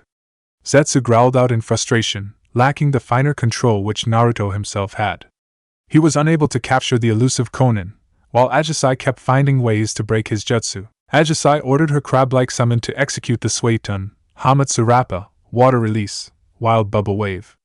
A large volume of foam-like bubbles were spit out by the crustacean with such a force that it blasted Zetsu's attack apart. Not just that, it was also another smokescreen, once again obscuring Ajisai from Zetsu's view. From her point of view, Konan could see how Zetsu used the Mokuton Kekkei Genkai to anchor himself into the ground. This time, however, Ajisai had chosen a different strategy. Deva Path always functioned by making the user the center of the gravitational effect. Ajisai, however, deliberately circumvented that aspect of the path's power, and used Bansho Tenon on the anchored Zetsu in order to pull herself toward him. If Zetsu won't come to Ajisai, then Ajisai had to go to Zetsu. Caught off guard, it actually worked. Ajisai held him in her left hand, and brought her right hand towards a part of Naruto that wasn't covered by Zetsu, only for him to turn to wood. A wooden statue which burst into several branches which trapped her, forming a solid prison. Of course, the arm with that she had held Zetsu was still stretched out. And that arm was targeted first by the gleeful Zetsu. Before Ajisai fully realized what was going on, she heard a loud snap, and the power in her left arm fleeted away. My arm! She disbelievingly stared at the broken limb. Your choice to fight up close was a mistake. Zetsu rose from the ground. I wonder why you'd resort to such crude methods. Preta Path is annoying, but nothing I can't break free from. Human Path is a bigger threat, but it would leave you completely defenseless. All I needed was a little clone to lure you in. Now give me those eyes, girl. No! It was the first time during this battle that she had resorted to this jutsu. Zetsu frowned when he saw the chakra swirl around her, light blue wisps converging into one spinning orb. But that wasn't why the parasitic creature began to feel unnerved. He couldn't be bothered with Konan's attack, simply raising a wooden wall to block it, but no matter how much chakra he pumped into the prison he created to contain Ajisai, it couldn't resist her jutsu. Bubbles of black and purple chakra leaked out of her right arm, merging with her Rasengan. The power behind that jutsu was far too much for Zetsu's little prison to tolerate. The failure of the jutsu was an annoyance in itself. Zetsu wasn't really keen on having to waste too much chakra, as he personally had to spend chakra on manipulating Naruto, who in turn had far greater reserves. If Zetsu had to fight for too long, the balance would inevitably tip in Naruto's favor, which would be bad. Worse, however, was that Zetsu recognized the demonic chakra that had caused the Rasengan to transform into what could effectively be called a small Baijidama. The result of the silent agreement from a certain fox. The Kyubi? But that is impossible. Zetsu jumped back, not wanting to be caught in the explosion of Ajisai's jutsu. On the other hand, it would explain why it felt so much weaker when it was sealed into Naruto-kun. I thought it was his Uzumaki heritage that caused the boy to suppress the fox. But in truth, it somehow got split? How, to do such a thing? Hagoromo needed the Rinnegan for it. So how did this happen? It is impossible to see every variable. That is the danger of thinking that you can plan out everything, Zetsu, Konan spoke up, surprising Zetsu. Having backed off from Ajisai, he hadn't noticed how she now hovered behind him. Her ability to fly was truly a thorn in his side. She had nearly killed him with that in Amigakure before, and now she nearly succeeded again. Foolish woman, if you hadn't spoken up you might have succeeded with your surprise attack, but instead you gave me the time to defend, Zetsu taunted. He needed her to make a mistake, and humans were usually easy to goad into a trap. It wasn't meant to be an attack, though. The smirk on his face vanished as Zetsu came to a stop. He wanted to move Naruto's body, but for some reason he couldn't. That's right, asshole. Now you lose. Ignoring her broken left arm, Ajisai had put her right hand on Naruto's chest. Zetsu panicked slightly, fearing what human path might do. Instead he felt the flow of Preta path, but it was reversed, you know? Naruto blinked at the arrival of this unexpected guest. He and Kurama had been silent for most of the time, more or less just waiting until Zetsu would be finished. Words no longer had served any point, as everything they'd wished to say had been said. Man and Biju had been locked up together, yet as time had passed they had become more than just allies out of convenience. They had begun to respect each other, not merely for something as trivial as power, but for who they truly were. Kurama, what's she doing here? He looked up. I felt another foreign entity invade your mind, but this one wasn't hostile. Kurama lazily opened one eye. Ino stared at it in awe, not even realizing that the enormous nine-tailed fox had shrunken quite a bit, the effect of having its chakra stolen by Zetsu. The fox was curious why Zetsu had suddenly stopped, though. Perhaps this new arrival knew? And Naruto-kun, she stammered. You're alive? No, of course you are, I mean, you're conscious? She corrected herself. Depends on how you'd look at it, Naruto frowned. We've retreated into a deeper level of my mind, where Zetsu can't get to us, but that bastard is still in control of my body. But what are you doing here? What is going on? How could you get in here? We're here to rescue you, Ino gave a slight, but proud, smile. What? But Zetsu is in control of my body, he's dangerous. The Jinchuriki gestured into the empty realm in which they had ended up. Look at where he forced us to go. But we have a plan. The Kunoichi shook her head. No, Jiraiya-sama had a plan. And Ajisai is going to rescue you. Ajisai? Naruto fell back, too shocked to keep standing up. Aoji-chan? But she died. I saw what pain did to her. Yes, she died. But pain resurrected her. So don't give up hope just yet. She reached out to her former boyfriend, helping him up. She's waiting for you. Oh, and Kyubi? She looked up to the intrigued fox. You should get ready. I promise you, if you get me to where Zetsu is, and help me distract him for a few seconds, you'll become whole again. Now there was an incentive that could stop Kurama from feigning sleep. Naruto, on the other hand, was muttering she's alive, while staring into nothingness, dazed and confused. After several moments of silence, where Kurama was just staring up, the fox turned his attention at the boy down at his feet. Naruto had suddenly changed, losing whatever mental balance he had found in their desperate situation.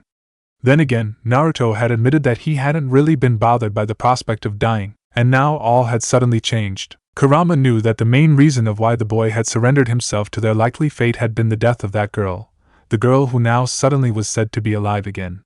The prime reason for longing for the afterlife had suddenly become the boy's reason to stay alive. So, why wasn't he happier? Why wasn't he as energetic as Kurama had expected him to be?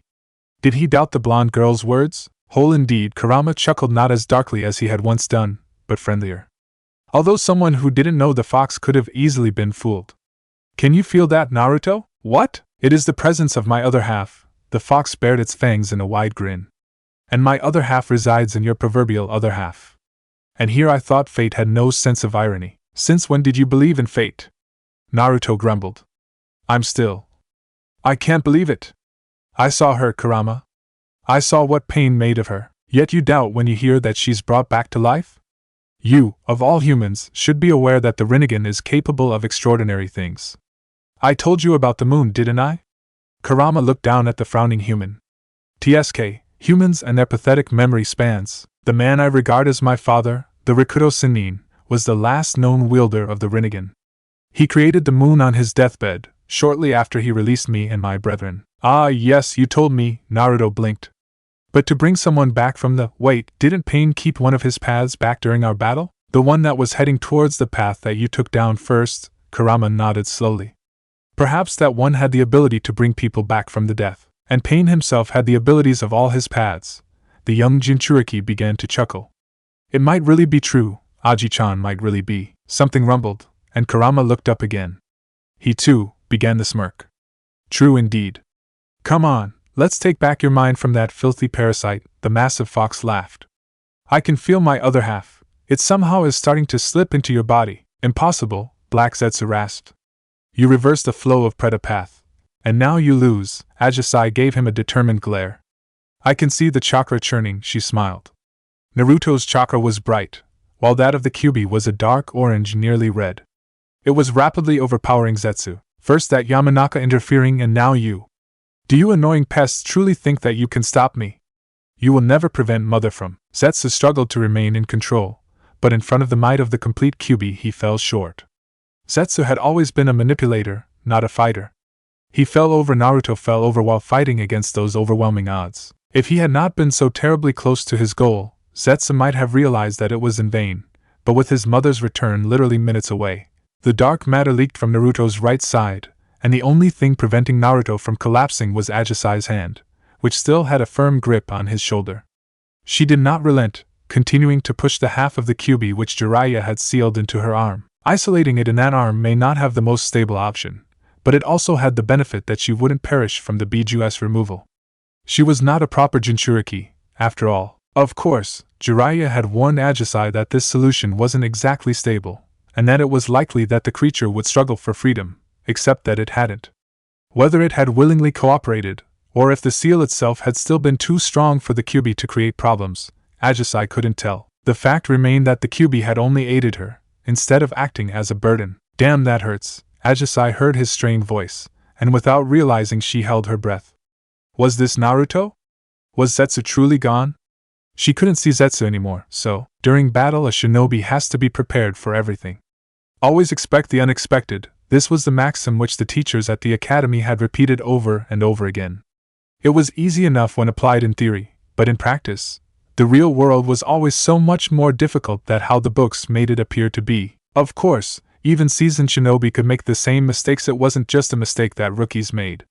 To be stunned. The battle had been difficult enough as it was, trying to break through the hordes of the Jubi's spawn.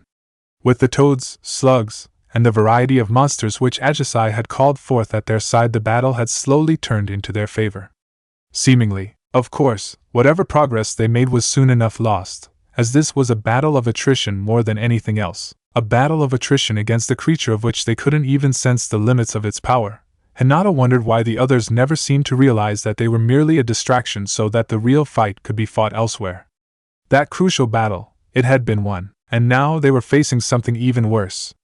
Without Takigakir's mighty tree holding down the Jubi, the massive creature now roamed freely. Its spawn sped back to their creator, merging with whatever material posed as its flesh, returning the energy they carried. Expect the unexpected, a shinobi never shows his emotions, and all those hollow phrases could all go down the drain when faced with a creature that defies reason. Certainly, its sudden release hurt the morale of those she saw around her, more than it had done when they had first seen it. Exhaustion contributed, no doubt. Idly, she wondered whether they had truly had success, or if they had merely made things worse. She didn't need to see Ino trying to get back to her feet, back from her trip through Zetsu's mind, nor did she need to see how Naruto and Ajisai were doing. Even from a distance, her Byakugan allowed her to see it all. Her cousin nodded, and he led his two teammates towards their Hokage. They need to change their strategy now, and while the majority of their clan had sided with those who preferred to wage war against Iwagakure and Kumogakure, Niji and Hinata were the only Hyuga that Tsunade had at her disposal. Of course, there were the likes of Swearin, skilled censors, who could keep the Hokage informed of the status of the battlefield as well, but there was nothing as good as a Hyuga. That much pride did stick in her, even if she wasn't as bigoted and arrogant as the vast majority of the Hyuga clan. No, Hyuga Hinata could see very well that there was no room for arrogance and foolish pride in this battle. Naruto was liberated, but at what cost? The Jubi was growing, its emaciated humanoid form growing thicker and broader, akin to the difference between a scrawny teenager and a muscular adult. Suiran-san, could you take Ino-san away from the front lines? She turned to the green-haired Kunoichi from Amigakure. She exhausted most of her chakra while distracting Zetsu. I'm fine, Ino muttered, although her failed attempt to stand up told a different story. From this range, even augmented by my Byakugan, it is obvious that jutsu has cost you too much chakra. Hinata shook her head in disagreement. I cannot see Zetsu, but I'm not certain whether he has died. Right, so you should focus on recovering your chakra, in case your jutsu is needed again. He won't be able to take over Naruto-kun again. Ino grit her teeth, annoyed that her body didn't do what she wanted it to do, namely continue to contribute to this battle. Although she could have realized, if she had taken the time to think about it, that her actions had tipped the scales. She was the one who had paused Zetsu, allowing Ajisai to transfer the other half of the Kyubi. There is still the Jubi we have to deal with. Swearin leaned in and picked the exhausted Yamanaka up from the ground. You guys should join Tenten-san and her team. We'll do, Shikamura muttered.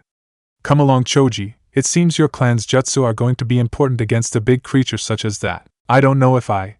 Choji, you kick that thing's ass, Ino scolded, although not with any ill intent. She just wanted to give the gentle Akimichi a nudge. Hinata couldn't say she was surprised by that, considering how Ino had always taken the central role in her team when it came to keeping everyone motivated. She herself looked at Kiba and Shino, who both nodded. They showed more confidence than she felt, if she was honest with herself. Although, when she looked closer, she could see in the nearly unnoticeable movements of the both of them that they were just as afraid as she was. A shinobi never succumbs to his or her emotions. Yes, well, the one who had written that textbook had obviously never been in a situation like this.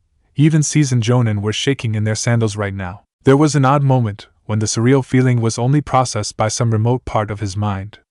It was as if the crippling pain he felt in the right side of his body was something that someone else suffered. At the same time, his stomach felt like he had swallowed a bottle of liquid fire. Fire that, as he thought about it, began to spread through his veins and muscles. Even his very bones felt like they became brittle under the monstrous pressure. Was this his death?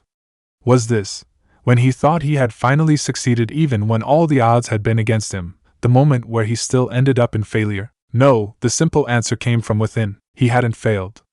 It had been successful. Blinking when he tried to open his eyes, which seemingly weren't adjusted to the bright light of day, he attempted to gauge his surroundings. Some kind of humongous crustacean stood close. Its pincers definitely seemed big enough to snap him in two. TSK, that petty crab wouldn't stand a chance. The condescending chuckle that followed reminded him of his own power. Yeah, a mere summon would not be enough to halt him. Still, that summon, those chakra receivers were quite familiar. And not in the good way. Needless to say that he stumbled back when he realized who stood in front of him.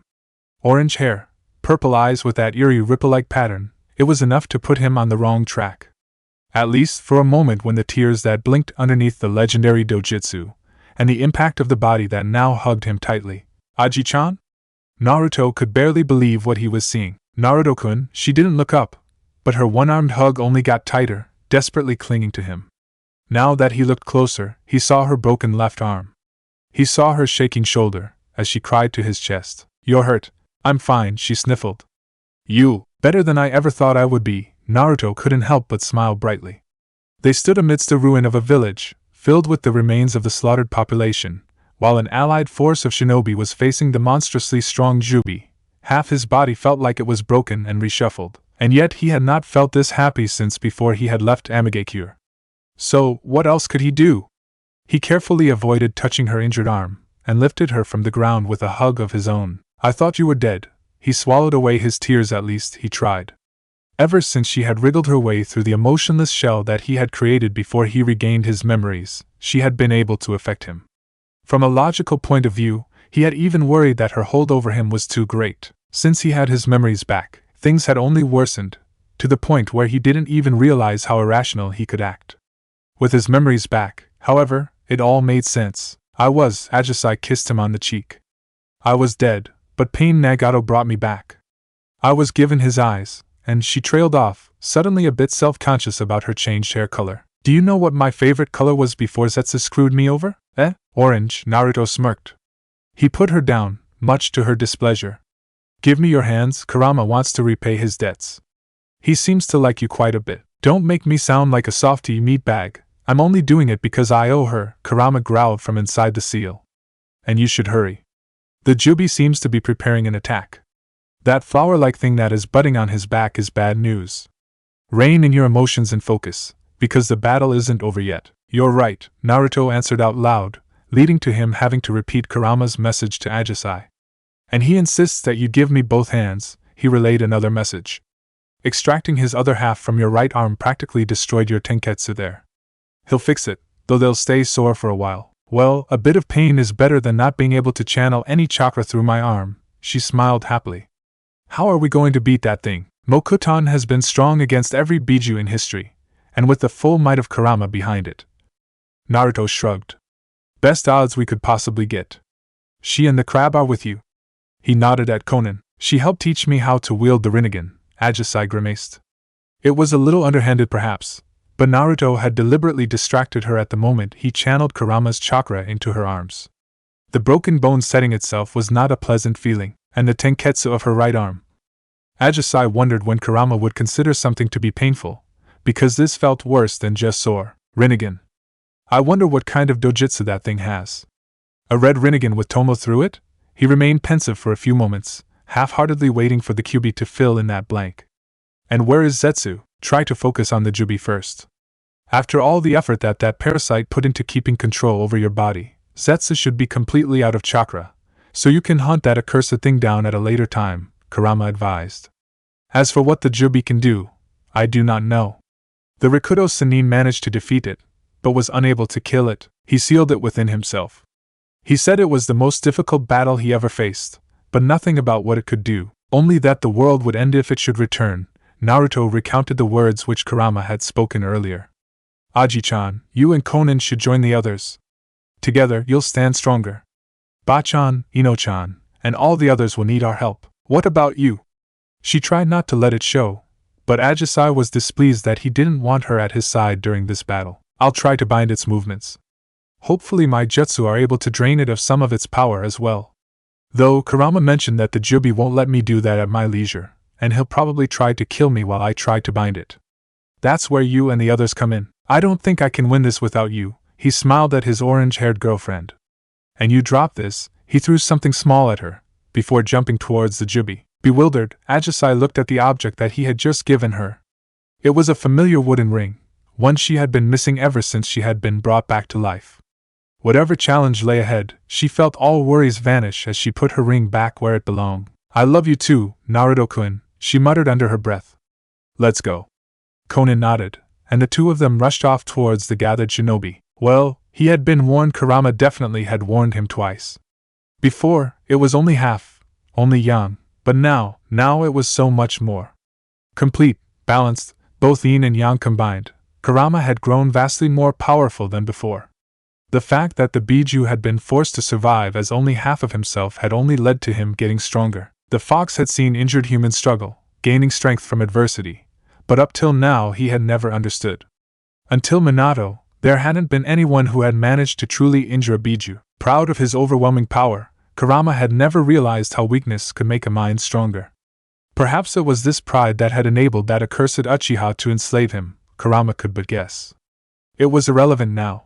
He was a whole again, more aware of his true strength than ever before. Even with the portion that Zetsu had stolen to fuel the Gedo Mazo, Kurama knew he had surpassed his old self. The true question was, is it enough? Cooperation was no strange thing for them anymore, especially not after Pain, where Kurama had covered as an impromptu strategist. That was where the two had fully realized how devastating their combined power could be. It was for that reason that Kurama had repeatedly warned the Jinchuriki. We've grown stronger. Thanks for notifying me, Captain Obvious. Oh wow, is that sarcasm I hear? How surprising, Naruto rolled his eyes. I did tell you that I'd go all out on that ugly son of a bitch. Yes, after which, I told you not to overdo it, Kurama retorted. Even if Naruto couldn't see his inner fox, the tone of voice was enough to convey the deadpan expression. Now that you've created something of equal size, why not focus on tearing that bastard down? It's not like I deliberately tried to show off, Naruto sighed. Oh well, I might as well add a few dragons while we're at it. Sure, why not waste all of our chakra while fighting an opponent whose reserves completely overshadow ours? Think, brat. We've got to be more careful. Okay, no dragons. Naruto scratched the back of his head, smiling sheepishly. Entering Sage mode had not taken much time. It was surprising how much easier it went now that their combined reserves had grown so much. Greater reserves drastically reduced the risk of losing control over the gathered amounts of nature energy. Still, Naruto had not expected that Senpo Mokuton, Shinjuchuman Kanon, Sage Art would release. The true 11-headed Kanon would be affected as well. If possible, the 11-headed Kanon was even larger than before. Naruto stood atop its head, amidst the 11 heads that adorned its crown, tuning out the influx of sensations, of the suffering around him. Naruto looked at the Jubi, and was bemused by the thought that it suddenly didn't seem as huge anymore. Oh, it was still larger than the cannon, but it was a completely different view than from down on the ground. From down below, the Jubi looked down upon you and you thought there was no chance in hell you'd ever be able to harm it. From up here, things suddenly did not seem as impossible anymore. It was a foolish notion, yes, Naruto knew it all too well. The overwhelming difference in power could not even be expressed in words. Senjutsu sharpened his senses, made him better a sensor than practically any other shinobi, and yet Naruto could not sense the limits of the Jubi's power. It was almost as if he tried to sense nature itself. There was endless, boundless amounts of energy. The chaotic flow of it made it only more difficult to get a grasp of the extent of its power. Bind its movements and tried to suppress and drain it, Kurama repeated. Not bothering to respond, Naruto commanded the cannon forward. The Jubi howled in response, as if it answered the challenge. Oddly, it first turned around, biting the giant tree of Takigakure. What the dash before he could finish the thought, the tree began to shrink. The bastard is absorbing the tree, Naruto growled. Mokuton Hijitsu, Jukai Koten, would release secret technique, nativity of a world of trees. Trees rose up around the Jubi, creeping up, trying to bind it. It was merely a small inconvenience to the creature. Perhaps it was underestimating Naruto, perhaps it simply wasn't any smarter, but the fact remained that the Jubi stayed put until the cannon had closed in. Mokuton, Hote no Jutsu, Naruto grunted, clapping his hands together. Several gigantic wooden hands erupted from the ground, moving up and grabbing the Jubi. As they held it, the massive hands of Kannon also took a hold of the creature. Mokuton, Mokuri no Jutsu, would release, would dragon technique, he added, spawning several dragons which sank its chakra-draining fangs into the Jubi. Senpo, Myojinmen, Sage Art, Gracious Deity Gates.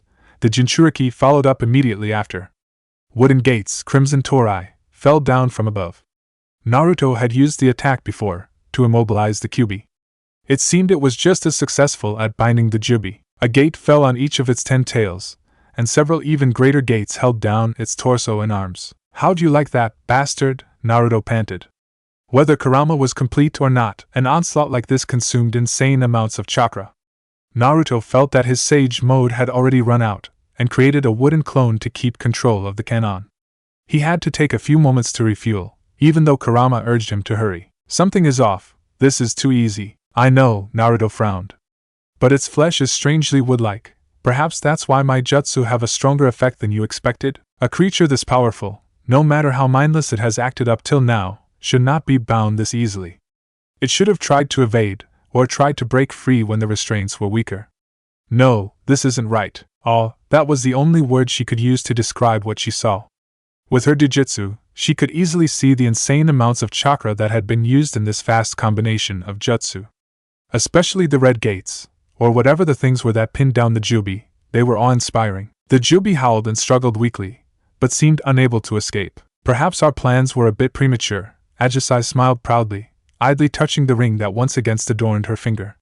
He was definitely the most impressive man in the world, not just because of his power, but because of his will. And yet, he was a gentle soul, in spite of everything he had gone through. Ironic, Aim's society is focused on strength, but I fell for him because of his personality. That didn't mean she wasn't thoroughly impressed by his power, though. On the contrary, she had respected that in him from the moment she first met. No, when I first met him, he wasn't dressed, Ajisai smiled at the memory.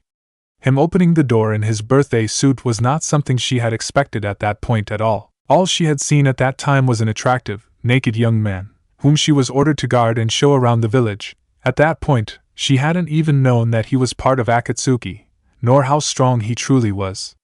When she realized who he truly was, though, she had feared his reaction. She hadn't been respectful enough, and considering the behavior she had been used to from people from his caliber, well, Nagato had declared himself to be a god, for one, while their previous leader, Hanzo, had cut down anyone who even dared to look at him the wrong way. Not Naruto, though. He had insisted on being treated as an equal, and if she used honorifics it only annoyed him. Looking down at her ring, she couldn't believe that he had fallen for someone as mundane as her. I'm worthy to be his partner now, she thought, with more than a little pride. While she was well aware that he thought of it as nonsense, gaining the Rinnegan had given Ajisai the feeling that she was closer to him. No matter what he'd say, she knew she had been inferior to him. It was a pattern of thought that was too deeply ingrained for her to simply ignore it, but now she felt differently. But first things first. Looking at the assembly of creatures that she had summoned, that now stood around her, she wondered how they'd dispose of the Jubi. Naruto held it down. While the forces of Konoha and Amigakure quickly moved to surround it, they'd use whatever jutsu they had at their disposal to immobilize the Jubi, and if possible, aid Naruto's dragons in draining the Jubi's chakra. Attack, she ordered, even though a simple thought would have sufficed. These summons were linked to her after all. Tuning out their sight had been the only thing that she had needed to train on a little. It was quite disorienting to see things from multiple points of view simultaneously. You humans are truly annoying. You! Ajisai turned around to see Black Zetsu rise up from the ground. Yes. Me, Zetsu smiled viciously. Suddenly the whole world turned and shifted, in a nauseating shift of her surroundings. Chakra pulsed and convulsed. Her senses had blackened out for a few moments before she finally caught herself again. When she realized where she was, she stood atop Naruto's lumbering cannon, and to her dismay the Jubi was gone. What? What is that tree? Ajisai gasped. Where did that tree come from?